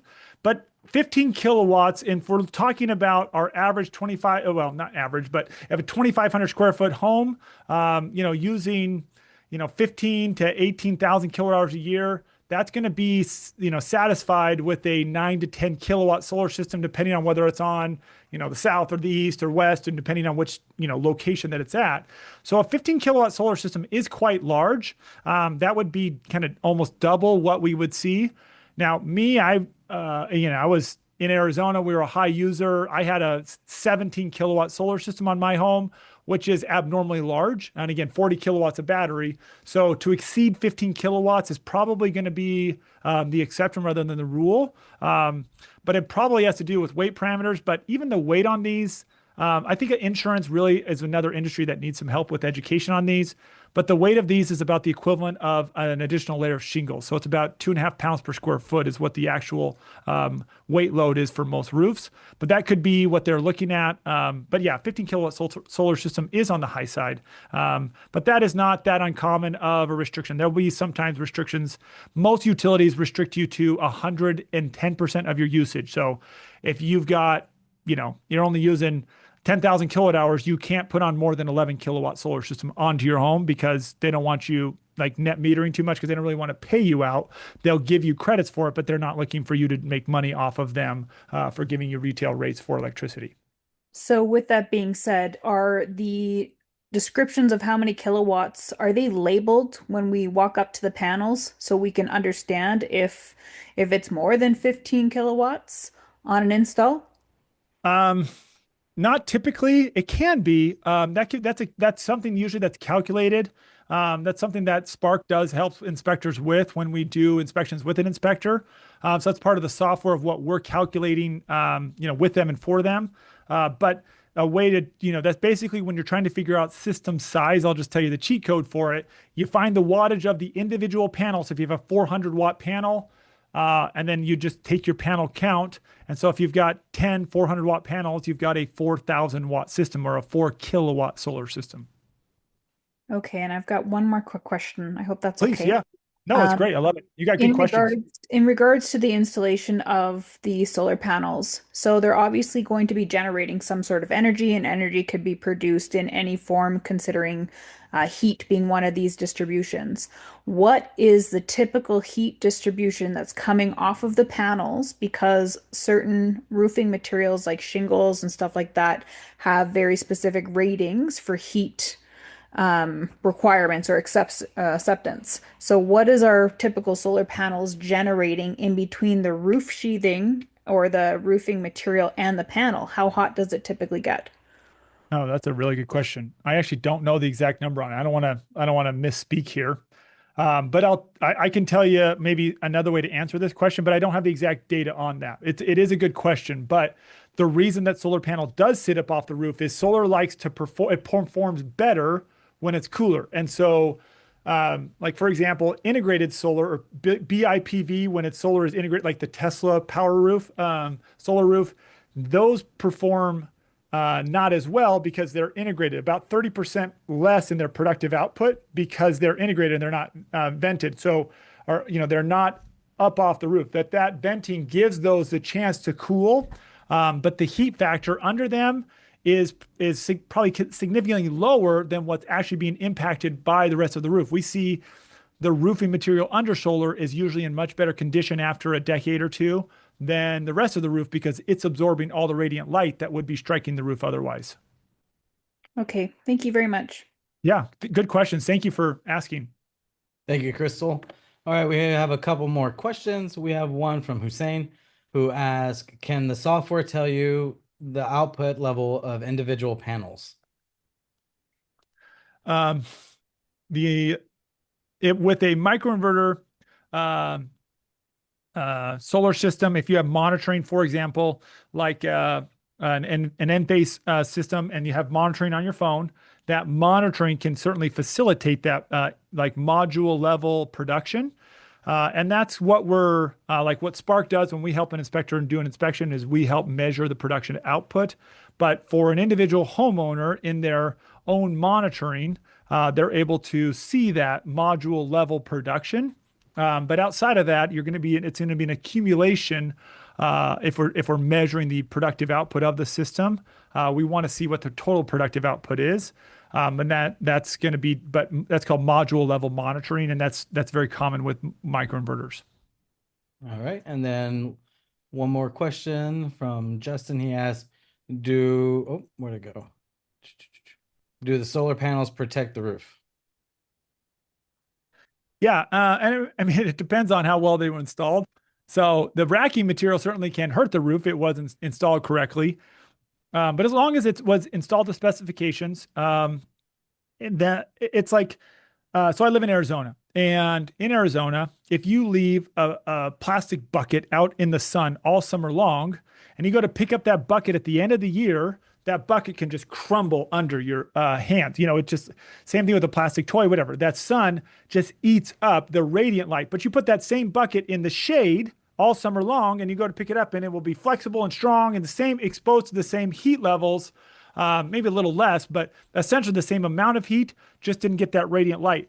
Oftentimes, especially when you see a roof breaking down, like when it's shining, like with a asphalt shingle roof, they start to degrade because they're dried out. And so since they're not absorbing all that light, again, that's why the roof under them typically is in better shape than outside of it. Barring that you don't have animals roosting under there and that kind of thing. So, short of that, the solar actually helps to protect the roof that it sits under and actually gives better longevity to the roof underneath it as long as it was installed correctly. Good question. Awesome. I think Crystal had one more thing to add on there. Okay. It can show us on our phones, but that's for homeowners only. Is there Yeah. isn't the software for home? Oh, sorry, I got a question popped in. There isn't software for us to use as inspectors, right? Oh, there wasn't until Spark came along. Um, so yeah, at the end of this, we're going to go over that on how inspectors can inspect solar, and we'll show you that like with Spark. So what we're trying to do is give you guys the resources to be able to understand it, inspect it if you want on your own. But hopefully, we want to give you the ability to do so quickly and efficiently. We have software for that. We help you guys to conduct solar inspections. So that's kind of we want to try and keep this as agnostic as possible and trying to give you guys good, unbiased information. But I'm definitely biased in the sense of we built Spark to answer this question and help with that. So our software does help measure the productive output of the system, and I'll show you how we do that and how that works. But yeah, that's a very good question. That the only software that I'm aware of that does that out there today is Spark for inspectors. And I Um, think there might be one more question. I'm sure. getting a feel for it real quick. So if you need to get a drink of water before we start the second hour. Oh no, I'm good to go. I mean, I could talk about this for hours. That's my problem. I like this stuff too much. Yeah, I think I'm okay to keep going. If we want to just keep powering through, I know definitely want to honor everybody's time. Yep, go ahead and power through, and we'll circle back to the question. Okay, sounds great. Okay, so getting into how these things do have problems, because while solar can be really great from a long-term perspective, we do see some challenges that do come up. And so what I want to do is give you guys 10 problems. Like what we've done is after we've helped a lot of inspectors around the country over the last few years inspect solar and look at them. And I've installed over 10,000 systems, and I've done a lot of maintenance on them and been involved a lot from a construction standpoint in keeping the systems up. And so these are the common problems and the way that we've classified them in these 10 different categories, but how they show up most commonly that you can observe as an inspector. So what we're going to do is give you the problem, like what goes wrong, how it's correct, and then a comment to be able to help you to better understand not just how to like tell someone there's a problem, but offer some sort of a solution and who can then help provide that solution. So, so let's jump into the 10 problems and how they show up. So number one right here is an unsafe solar energy connection. So at the backfeed point into the home. Okay, so the way that this problem shows up oftentimes is with a damaged solar breaker. So if the breaker is not functional, or when it's not opposite of the main breaker, or obviously loose wires. I mean, that's never good in any scenario. But like a backfeed breaker that's in the wrong spot is what we've seen by far the most common thing in this category here. We do see sometimes utility meters like if maybe this is not very often that they wouldn't be seated correctly, but it could, and that might be an indication if there is a missing or broken reader ring seal. So that's important that that's there. Also on the line side tap, that could show up in the form of loose wire connections. Tapped in different ways. So if you've got like, instead of it tapped in the same spot in the same, different ways, different places, different methods, that's not good. They should be done in the same way, same length of wire, that kind of thing. And then any kind of overheating or corrosion with any kind of electrical component. So way that shows up is that all solar breakers should be two pole, right? All of them, all solar in residential works off of 240 volts. And so we want to make sure that we've got two pole, 240 amp breakers. Or 240 volt breakers. And so we want to make sure that if they, for example, like here, this one is missing the bridge, that's a problem. So if this guy has a 20 amp and a 20 amp, those are two 20 amp single pole breakers now. And that could, in theory, damage the inverter. But maybe not, but certainly something that should be called out and corrected. The other issue is if it is, again, too close to the breaker. So the main breaker, the solar breaker and the main electrical breaker on a or on a main electrical panel are going to be the breakers that have the most energy flowing through them or the most heat flowing through them. And so all of these systems are engineered for them to be opposite of each other. If you notice, all of these little labels here say, do not relocate this overcurrent protection device. And the reason for that is is they do not want these next to each other because that could compromise the integrity of the bus bar because you get too much heat flowing through it. And so in this scenario, this is a center fed. So is this. Even just these this is the end of the bus bar here. This breaker here should have been relocated here. That's where it should have been located. These two should have been relocated, put next to the main, and that would have made it compliant. Same thing with this, the water heater breaker there.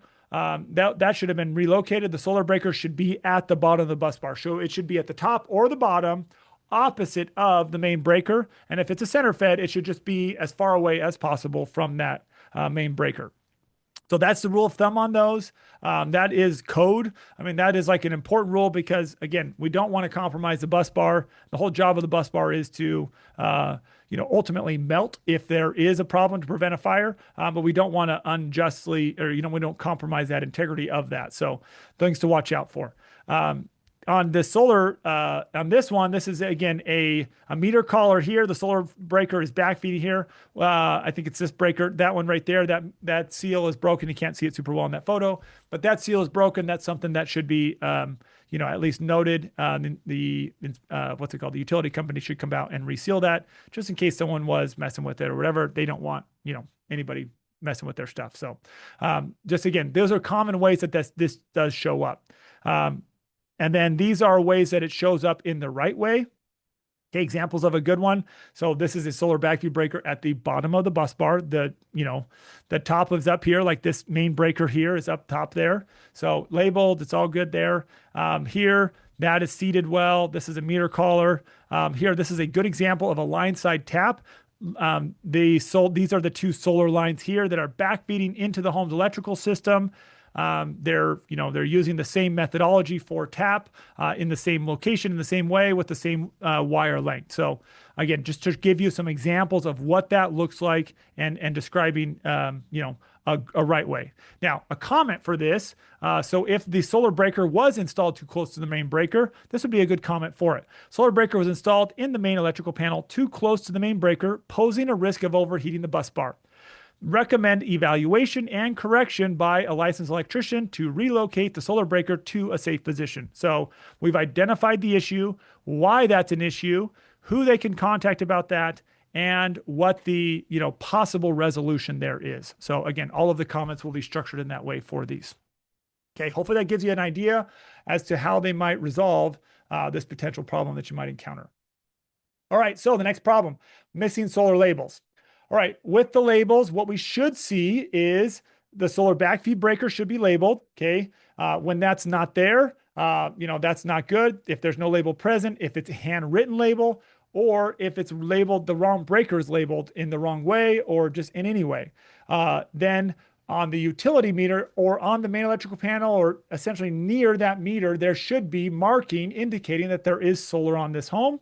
Okay, so it shouldn't be painted over. It shouldn't be sun faded or removed. If there's been a main panel upgrade, that should be removed off of the old panel and put on the new. Anyways, labeling should remain to indicate to first responders, electricians, or anyone else that's going to be interacting with this home's electrical system that there is a power plant on this home. So the conduit coming down off of the roof down to that, like I showed you in that one photo, or those photos of the side of the home, those electrical, the electrical conduit should be labeled, indicating that that is essentially power that is not behind a solar or some sort of overcurrent protective device, a breaker. Anyways, okay, so this is examples of how that does go wrong. So, standard looking panel here, but this is a solar home, and there is no more label on here. There's no indication that there is solar on this home. Here looks like this was probably a main panel upgrade. If you notice the panel, the dead front here is looking awfully nice. So we see the solar label on there, but again, it doesn't say do not relocate. It just says solar. So not an official sticker. That's not good. Here, this one labor breaker is labeled, but if you notice, we got two single pole breakers here, 220 amp single pole breakers. And the problem with that is they actually look like they're not the same kind of breaker. So I don't think it's a faulty breaker. It could be, but most likely this is not the solar breaker at all. So again, just incorrectly labeled. And then here we've got missing conduit label stickers. So, again, we wouldn't want to tie, your AC into these DC lines or something make for a bad day. Anyways, all right. So that's the, again, examples that this does not have to be painted to match, but there should be some kind of an indication that this is PV. Okay, and this is obviously examples of the right way. So good labels here. Again, it doesn't have to be riveted, but oftentimes municipalities will require that, or whatever counties or different jurisdictions may require rivets, but oftentimes they just want a sticker or a plaque or something that would indicate permanently that there is solar, that's the solar breaker. And then labeling, again, it can be yellow, it can be red. Sometimes it's a map of the solar array. Sometimes it's just, warning, energy production on site. There's different types of stickers depending on what different jurisdictions require. But pretty universally, it's red and yellow. And then these are either red and yellow. These are what the labels look like on the conduit going up to the roof. So in the event that there was missing conduit sticker, that I would say electrical conduit located on the side of the home for the solar system does not have any labels, posing a safety concern. Recommend to add solar labels to ensure there's no unsafe electrical connections that are made directly to the solar equipment. All right, okay, moving on to the next one. Solar panels are located in the fire code setbacks. All right, so what the fire code setbacks are essentially is a walkway or a lane that firemen can traverse the roof safely with the solar panels. And so they've set up in the National Electric Code very clear direction on this. And so I want to try to give this to you in terms of a best practices so that we can understand what we're looking for on this when you're on, inspecting a home with solar on it. There should not be solar, there should be a 3 foot or 18 inches on each side of the ridge walkway on the ridge of the roof. And on the rake edge of the roof, not the drip edge, but the rake edge of the roof, at least one side of each solar array should have an entry point that they can get up on the roof and walk safely. That should be a 3 foot walkway there where they can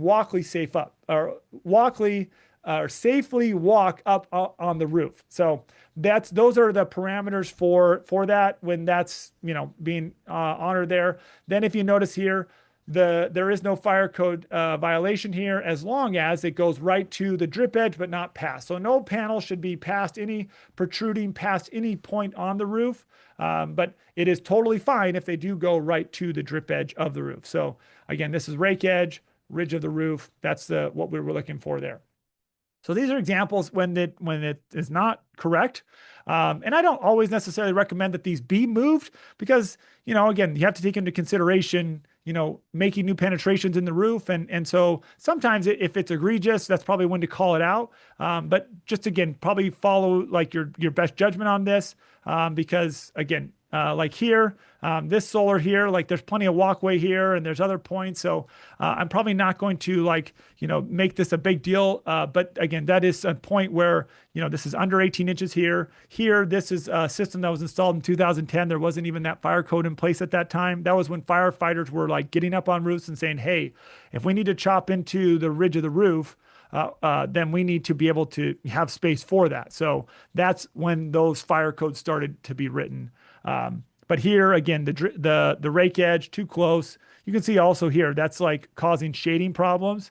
When solar gets shaded like that, it doesn't just reduce it a little bit, it'll shut them down completely if, half of the panel is being shaded. So over shading can be a problem. So these panels for most of the day may never produce. So anyway, these on both sides for different reasons, there's a problem with that install there.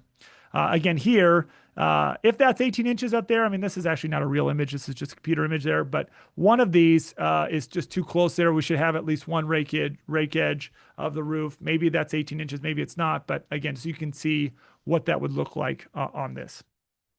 So the example of a comment to fix this if it was egregious, solar panels were installed too close to the rake edge of the roof, obstructing safe roof access for firefighters. Recommend correction that a qualified solar professional adjust the position of the solar panels to allow for safe roof access. And that can be done without having to redo roof penetrations. Not super easy, but it is definitely feasible with making some adjustments to the rail and whatnot. But again, unless it's going to be a serious safety concern, I don't know that I'm going to always recommend this. But again, just so you know kind of what that would look like in terms of making a recommendation like that. Okay, number 4, trees casting shade on solar panels. This is a problem. Especially, obviously, maybe not as much in Arizona, but even in Arizona, we do have trees. Maybe not as much at some places, but this is how it becomes a problem. Okay, so hopefully use this rule of thumb to make a judgment call on whether there's a problem or not. Remember that in the northern hemisphere where we reside, the sun comes up in the east, it tracks across the southern part of the sky, and then sets in the west. And so solar, it can be shaded when there are trees on the east, south, and west side of the home. When you got trees on the north and side of the house, there's just never an issue. So unless you've got it over, laying over the system, that could be an exception to that. But this is our zone where it can be problematic. This is not typically a problem. You see, these are small trees. Think about like shade as an issue when you think about rise over run. I think it's geometry where, if you've got a tall tree next to a short house that's close, you got a problem. But if it's for a tall tree that's far away from a home, maybe it's not an issue. And that's kind of obviously going to be a judgment call on that. But a nice rule of thumb too is like northeast, south, and west here, the compass rose is always like that. I think by default with Google Maps, so if you open up your phone and you're not sure, you can kind of see that. But all of the imagery, at least in our software, as well as most mapping software, default to north. And so you're trying to figure out what that looks like, but you can always get out a compass and figure out what side of the roof. So when this does show up as a problem, this is what it look like. So here we've got trees to the east of the home that are probably going to shade it a little bit in the morning. This tree here is a pretty big tree and most likely going to shade most of this system until maybe 11 a.m., depending on different parts of the year. But that system is not going to be producing. And as a buyer, I would want to know that this tree is causing a problem for me. So it's things like that. I think this is the image on one of our first slides, but that right there is a problem that most people would not recognize. And so that's why we're trying to give you this information. So that way you guys are now armed with what's needed to help advise buyers, or at least included this in part of your inspection. So this one here, this is a tree that's directly to the south of the home. And like until like 4 o'clock, this system does not get production. And so again, like I would want to know that I'm only getting 30% of my possible production. And actually, I'll show you another photo of this one. This tree is actually causing more problems than just shade. But this is directly west of a home, but also the tree branch is now growing over top of the roof, which can cause issues. But also for the solar, the reason that's an issue is I've seen tree branches that swing in the wind and then, impact that solar. Now it breaks the solar and anyways, we have to replace that. So again, kind of information that I would want to know if I was buying a home with a tree next to it with solar on it. All right, trees. So tall trees to the south of the home are shading the solar panels. With that problem, I would state that there are trees to the south of the home that are shading the panels, reducing the energy output of the system. Recommend trimming or replacing the trees with smaller trees as necessary to maximize solar energy production, or do nothing, but at least they now know a possible remedy if that is something that they want to take advantage of. Okay, number 5, loose solar wires under the solar panels. Okay, when this one shows up, this is what it looks like. So wire management is an important part of solar installation process, but some companies cut corners and they go with cheap little zip ties. And when those zip ties give out after 5 or 6 or 10 years, this is what you see, a spiderweb mess under the solar. And if you, depending on where you live, there could be snow that's catching on these, rodents that get in there, birds, whatever, debris, balls, tree limbs, all sorts of stuff can get in here. Wires are really not meant to be tugged on or pulled on or have stress on. So these should be nice and high and tight and secure to the system. This is poor wire management. This is a problem. And this can take your 50-year panel and turn it into a 20-year panel. So this is not like a huge safety concern, but it is a longevity issue for them.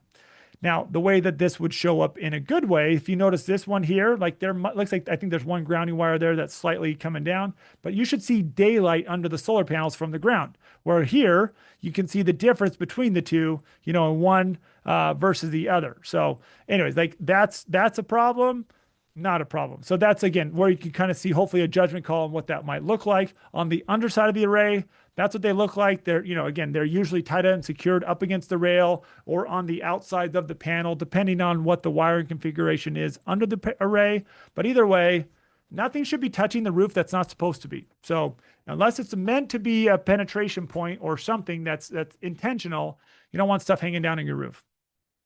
All right. So in those instances, this solar wires hanging down, resting on the roof material, I would say loose and improperly secured wires under the solar panels have can negatively impact the solar panel's longevity. Recommend securing those wires with UV-resistant material to improve the solar system useful remaining life. And again, I'll just reiterate to you in the beginning of the slideshow that QR code has got, they've got all of these inside of that ebook that we put up on there, and we can put that up again. But that's, all of this stuff is documented in there if you're trying to get this stuff down. So I put all this stuff together in one spot for you guys if you want to go back and review it or, have it for your own records. Okay, problem number 6, improper roof penetrations. All right, so we talked about, your mounting equipment and that roof penetration point. This is what it looks like on the underside of the array when it goes awry. So what is happening here, what we want when we're installing a solar system on a roof that's going to be, a penetration point like this with the lag screw that's not, into, sheeting, but into the structural member, that should not be that. So it should be pre-drilled into the rafter, and then there's obviously this rafter's got a couple issues there, but that anchor point should have been tied into that rafter. Here it's exiting.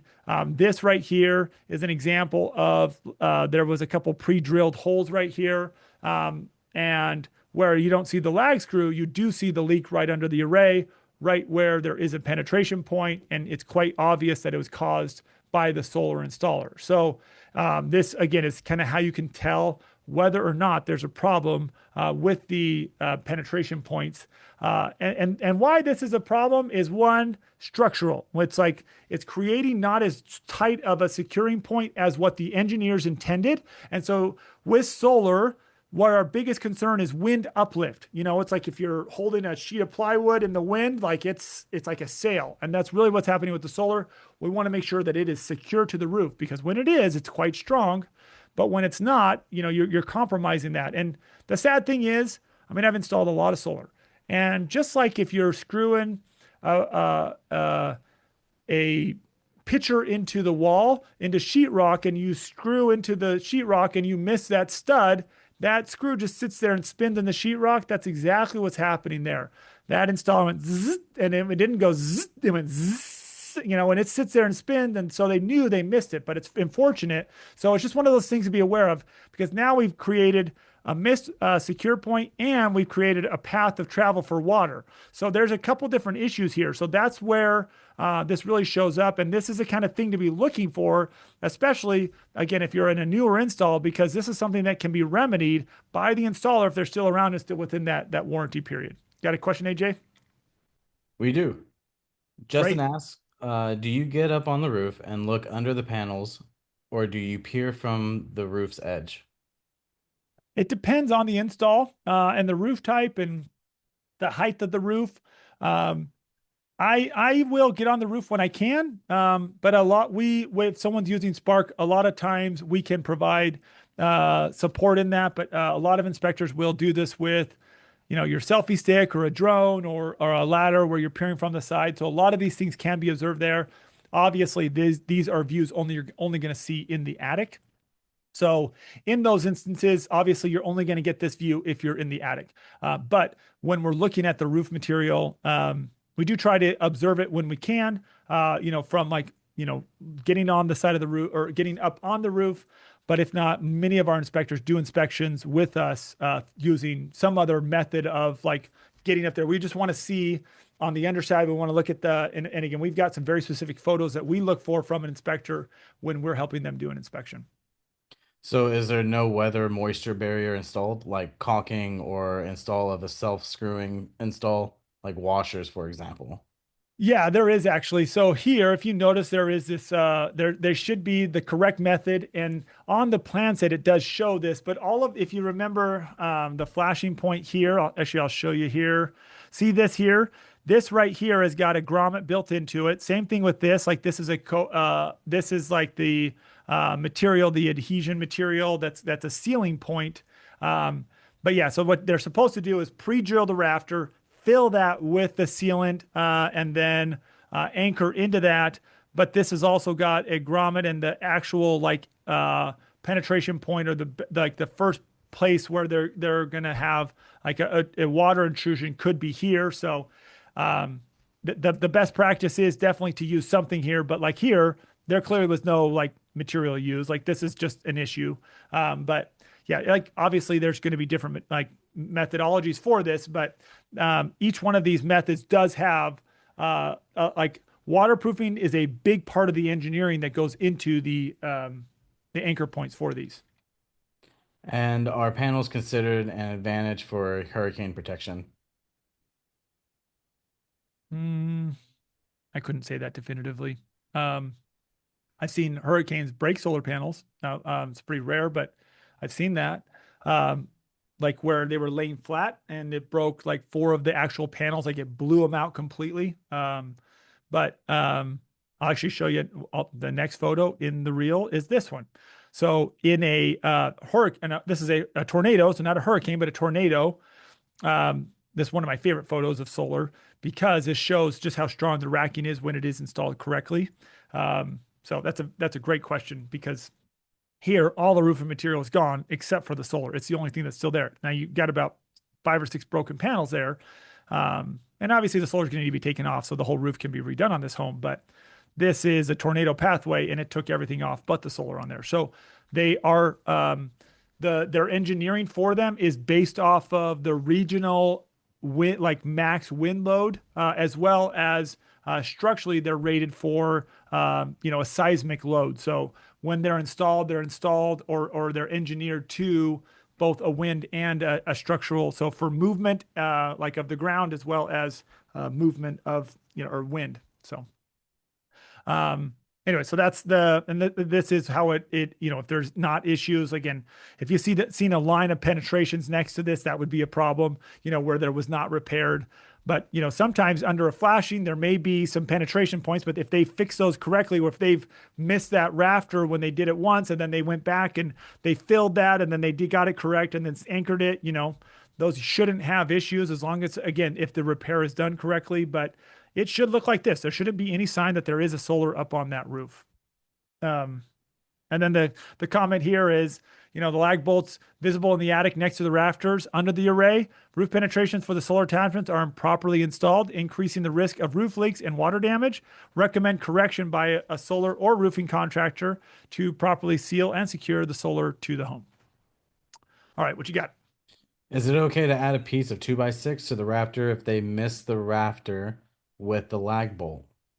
No, I don't think so. I mean, that would not be, unless it was engineered for that or something, but the practice is to go back, you take it out, you find that rafter. Now, there are some anchor points that do not require them to anchor into a rafter, and but it usually involves multiple. If it's into the sheathing, for example, or into the material, they're going to then engineer into that additional anchor points that facilitate a stronger connection. So, and if they are, then usually they're going to be closer together up on the roof. So all of these things are usually engineered to certain specifications. But again, it's one of those things that it should have been done to specs, but it isn't always the case. And so these are obviously just how to identify like visually, like what's going on, because there's some things that are unseen and you cannot see. But with solar, I'm trying to show again the problems that show up and how we're finding them and what it looks like. All right, number 7, debris that reduces light collection. This is another issue that we're finding. So when there is excessive snow, so over basically 3 inches of snow and more, solar will stop producing power.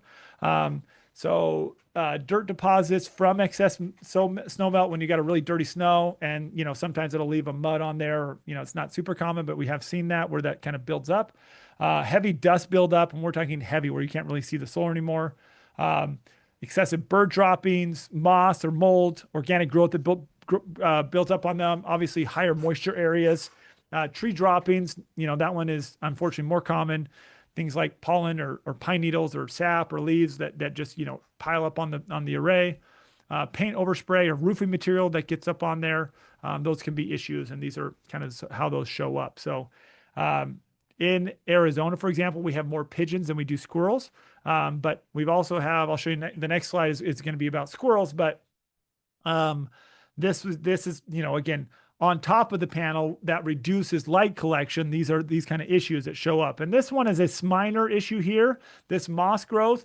But again, in a high moisture area, we see, like, for example, in Hawaii, in certain areas like Kauai that gets the most rain in the country, there is significant growth that happens on those, and they should be cleaned on a more regular basis than another area that just gets moderate rain. So there are definitely areas where there are more regional type of problems than others. This one right here, this is that pine tree that I told you. I'll show you another one of that. This is the array that's on the other side of that roof, right underneath that pine tree, never gets sun. And while that's a shame, it's also now impacting the roof, because now under this array, what's pushed that up there is there's now rodents that have now burrowed in under here.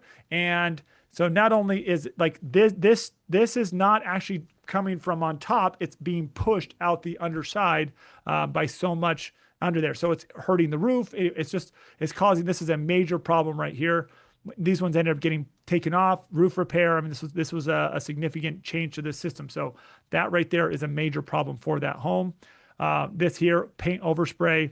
That's actually more common than I would have thought, but we don't see it every day, but we probably once a month, one will come in with paint overspray. So this can get remedied by simply, it's like cleaning a window. You get up there and manually clean that thing until it's clean, whether that's a scraper or whatever, but it's glass. So you can clean glass however you want.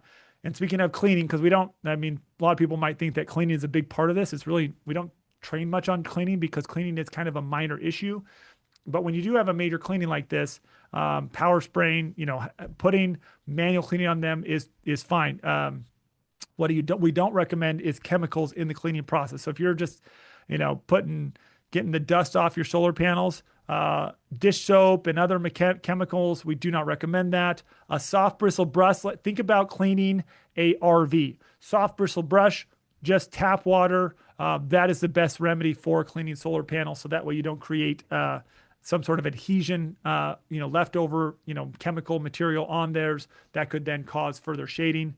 But again, you have to have some serious dust to reduce, because normal dust will reduce productive output by 3 to 5%, where this shade obviously is cutting off 100%. This thing is not producing. So shade from a tree is way worse, and actually tree maintenance ends up being way more important than cleaning. So most of the time, the maintenance related to these, which we're going to get to, I'm kind of already showing some of that, but it's really important. So we have a couple more questions here. sure. Crystal asks, is there a requirement for the roof material age before solar is installed, or will the installer install it on an old roof? Yeah, they will. I mean, the best practice is a roof should have, minimum 5 years, minimum. That's like, I don't know. I don't love it. I'd rather see at least another 10 years of life on that roof. Most installers, because they're going to have to come out and swap that roof that they install under that, because a lot of times, again, that workmanship warranty, if the roof goes bad and they've put it on, it's up to them to come and take it off. And so that's going to be on them for labor. Most installers, the best practice is not to install on a roof that's got less than additional 10 years of life. But you do see people putting solar on roofs that got a year left, or only a couple of years, or end of life of the roof. And that's just bad practices. At least 10 years is in the solar industry what we try to, like, that should be the minimum bar. Obviously, the newer the roof, the better, because then you're going to get the maximum time while it's sitting there. If we're looking at just kind of an average national cost, $200 to $300 per solar panel is the average cost to remove and put the panels back on. Every company is different. I've seen much higher costs than that. Rarely do see it much lower, but that is kind of an average in terms of what the cost per array, or to have panels taken off and then put back on for a re-roof. And how much snow can the panel hold before it will cause concern? I've never heard of snow breaking panels, actually. You could stand on a panel if you had to. We don't recommend it. But you got to have a heck of a lot of weight on those. But the nice thing about snow is it's evenly distributed. So again, that racking system is wherever it's installed, they're engineering for max snow load. They're engineering for max wind load as well. Good questions. Okay. So when, clean panels, this is what they look like. A little bit of pollen, not a big deal. That's just, this is probably what an average system looks like. They should just be sitting there on the roof, nice and clean. There shouldn't be a ton of debris on or under them. That's what they should be looking like. Okay. So when they don't, if it was this one, I would say significant amount of pine needles have built up under and above the panels, which is reducing the energy output of the solar. Recommend trimming back or replacing the tree and cleaning the panels to improve the energy output of the array. All right, number 8, moving on, the pest activity on or under the roof. So when we see animals that are hanging out under the solar, deciding they want to chew on the solar lines, just like any other part of the home, squirrels, and rodents, they like to chew. That's not a good thing. If you see that, that's what we'd be looking out for. That's actually a wire sitting on top of a microinverter there. Sometimes we'll get squirrels that are, roosting up under there. Birds, that are on or under it. Actually, if you notice there, you got some pest proofing even on this. Usually there's some remediation for this, but sometimes you just get stubborn birds and you got to, there's definitely, there's a few different levels of pest remediation, just like sometimes you'll see like on commercial buildings, they won't just have, they'll have spikes and stuff on the top of their roofs. And, sometimes people will do that, or they'll put little spinning flashers up there to scare the birds away. So there's a few different remediations for this, but this is how that shows up.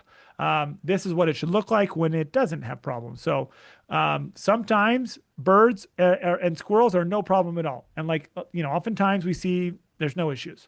But if you're in an area where there's an issue, it usually shows up. And so the way to avoid that or prevent that or remedy that is with this material. It's called pest mesh or pest proofing. It's got lots of different names, but essentially some sort of a material that creates a barrier that allows the panels to still breathe, but keeps out unwanted guests. And if you're on a wave tile or an S tile roof, that should be cut into the rivets of the roof or into the valleys of that. So if you've got pest mesh and it's just skating along the top of a wave tile roof, that's not good. I mean, I would call that like pest proofing present, but not correctly installed. So anyways, just something to watch out for. In this, if that was the case, bird droppings on the panels and bird nests under the panels, I would say excessive bird droppings on the solar, which can be reduce the amount of energy output of the solar system. Recommend to install pest proofing to discourage roosting and eliminate the ability for birds to go under the solar panels. Let me just quickly comment about this. It's not this install here, but we had an install where this can become a real issue. So one of the things that we do is our inspectors use a clamp-on multimeter. When I say our inspectors that work with Sprk, we teach them how to do this, and we have them measure the productive output of a system. So inspecting systems that are leased are oftentimes, or sometimes more important than inspecting systems that are owned outright. Because a lease company is supposed to come out and fix issues or create remedies. Like they're supposed to make sure that system is producing.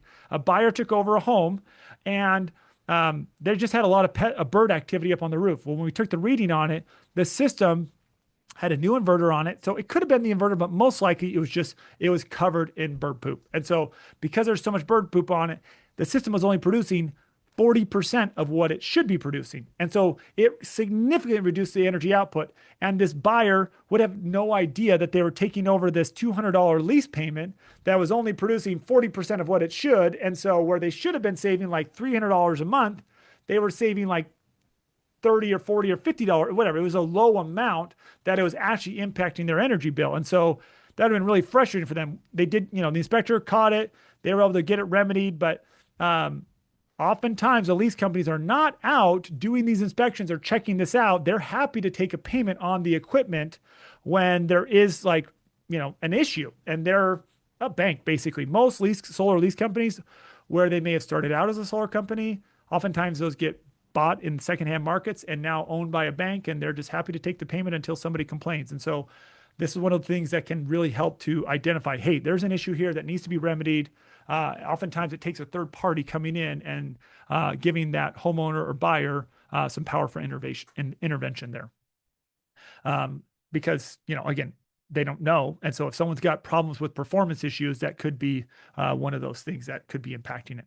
Anyways, I'm just telling you, that's kind of the kind of impact that this can have on the amount of productive output of the system. Okay, so that's that. The next is solar panels that are not properly secured. This is, again, where it comes down to a safety issue. This is number one in terms of safety, other than like the electrical connection being compromised in some way. But solar panels that are not properly secured have the opportunity to take flight and create liabilities for homeowners, and that's not good. This is like driving down, like this guy right here, sitting up on this roof, even though there's a parapet there. That's like driving down the freeway with your plywood just sitting in the back of your truck, and you just hope it doesn't fly away. And that's not good. It creates a possible liability, and that's what we want to call out. Anyways, this is definitely the kind of thing that should be remedied.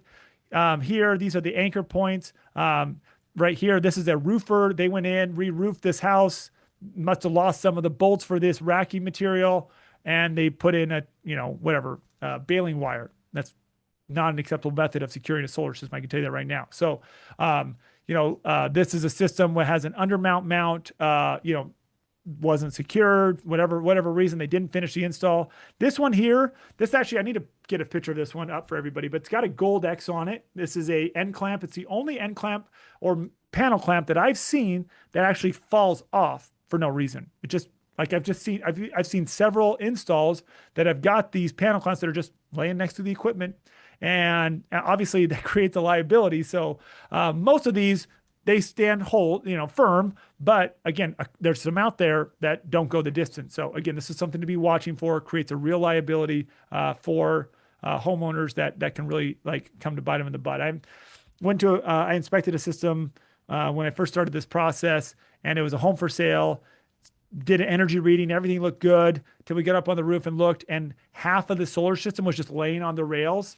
Somebody had gone up and done a roof repair and just had set them back on the rails, got them reconnected, and just figured they were fine sitting there. I mean, that's a serious liability for that buyer, because the next major windstorm that comes through is in San Diego. Like that system, that's whatever, it was like 11 panel liability worth of liability there. So those are the kind of things that really can create a real safety concern for people. When it is properly secured, this is what they should look like. These should be tight. They should be secure. Usually there's 4 per panel. There's 4 anchor points. This is called an end clamp. This is a mid clamp. So the end clamps should be usually over or on the underside. So each of these panels are on there. I don't have it in here. I just saw this the other day, and again, it's not really on the top 10 list, but sometimes this is not the style, but there is a style of clamps that if it's over tightened, it actually can peel the seal back on this rail, and that can let moisture in. So if you ever see a solar panel that looks like it's full of water in there or a bunch of moisture on the inside, that could be also a compromised panel because of poor panel clamps. So that's over tightening of clamps, which is extremely rare. I've only seen it a couple times, but still something that could happen. So just, again, these are things to be aware of, something to watch for, but far more frequent is missing or loose clamps.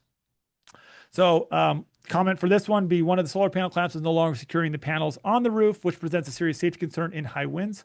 Recommend for a solar professional to secure or replace the clamps, ensure that the solar system remains safely mounted to the property. Okay, next up is broken panels. Then this is last. So if, these are what they look like. Again, tempered glass. This is a baseball. I think this is a golf ball. This is what hail impacts look like. Hail that breaks solar panels are hail that's larger than a golf ball. So unless you're in a state like, Midwest, Colorado to, maybe, Texas and Oklahoma in that area where you get much larger hail, this can certainly become an issue. But again, that's what breaks them. But oftentimes, just like they have, a lot of times hail damage is covered under their homeowner's policy for hail, but not golf. So the most common thing that does break solar panels is golf balls. And so like right here, this is an example of an impact of a golf ball. That's what a broken panel looks like. That's what a clean one looks like, even though it's a little dusty there, no cracks, but always, they don't ever just chip. They completely, shatter. Yes. Oh, no, I'm just, we're at the wrapping up point. So I'm just on. Cool. All right. So that's the last one there.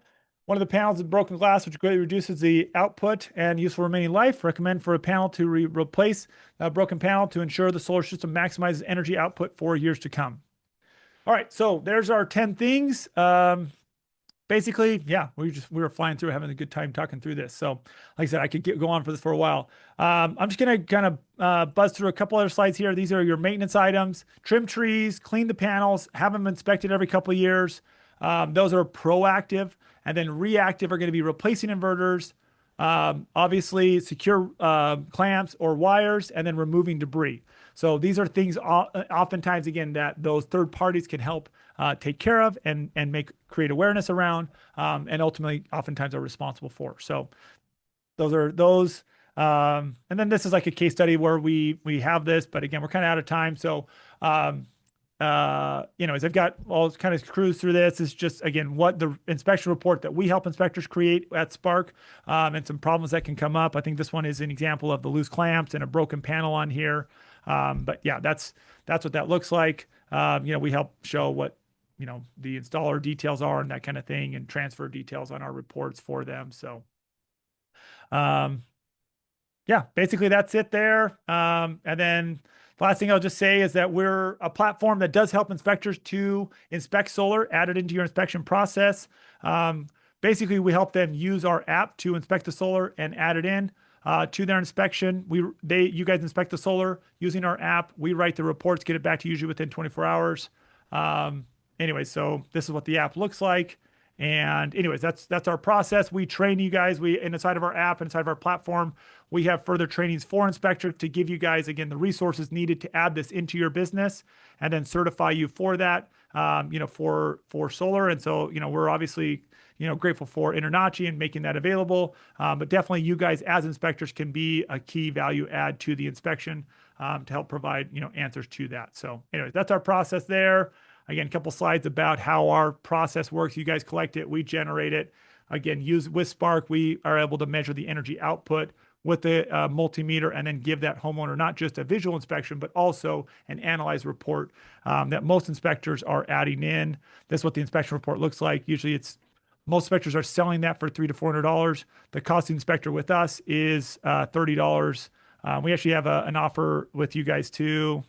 I'll just script in this. We've got a couple different reports that we generate, but this is our normal plan. It's $20 to get started with us. It's free to get started, but we have an offer with you guys where we will provide 10% discount lifetime, and it's 30 days or 60 days free instead of 30 with us.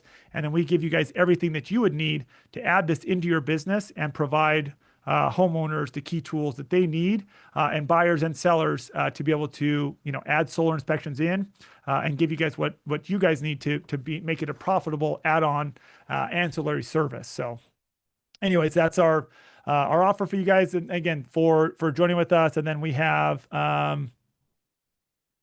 basically that's it there. If you're interested in checking that out, there is a discount code. It's NACHI18 when you go to register with Sprk. So if you go to our website and register, also on the, I think, InterNACHI website, there's a special offer on there too. But those that watch this call, we set that up for you, that discount code NACHI18. So that's that. And again, you scan the QR code, or you can just go to our website, sparkhome.com. We've got all sorts of information on there for you guys. So.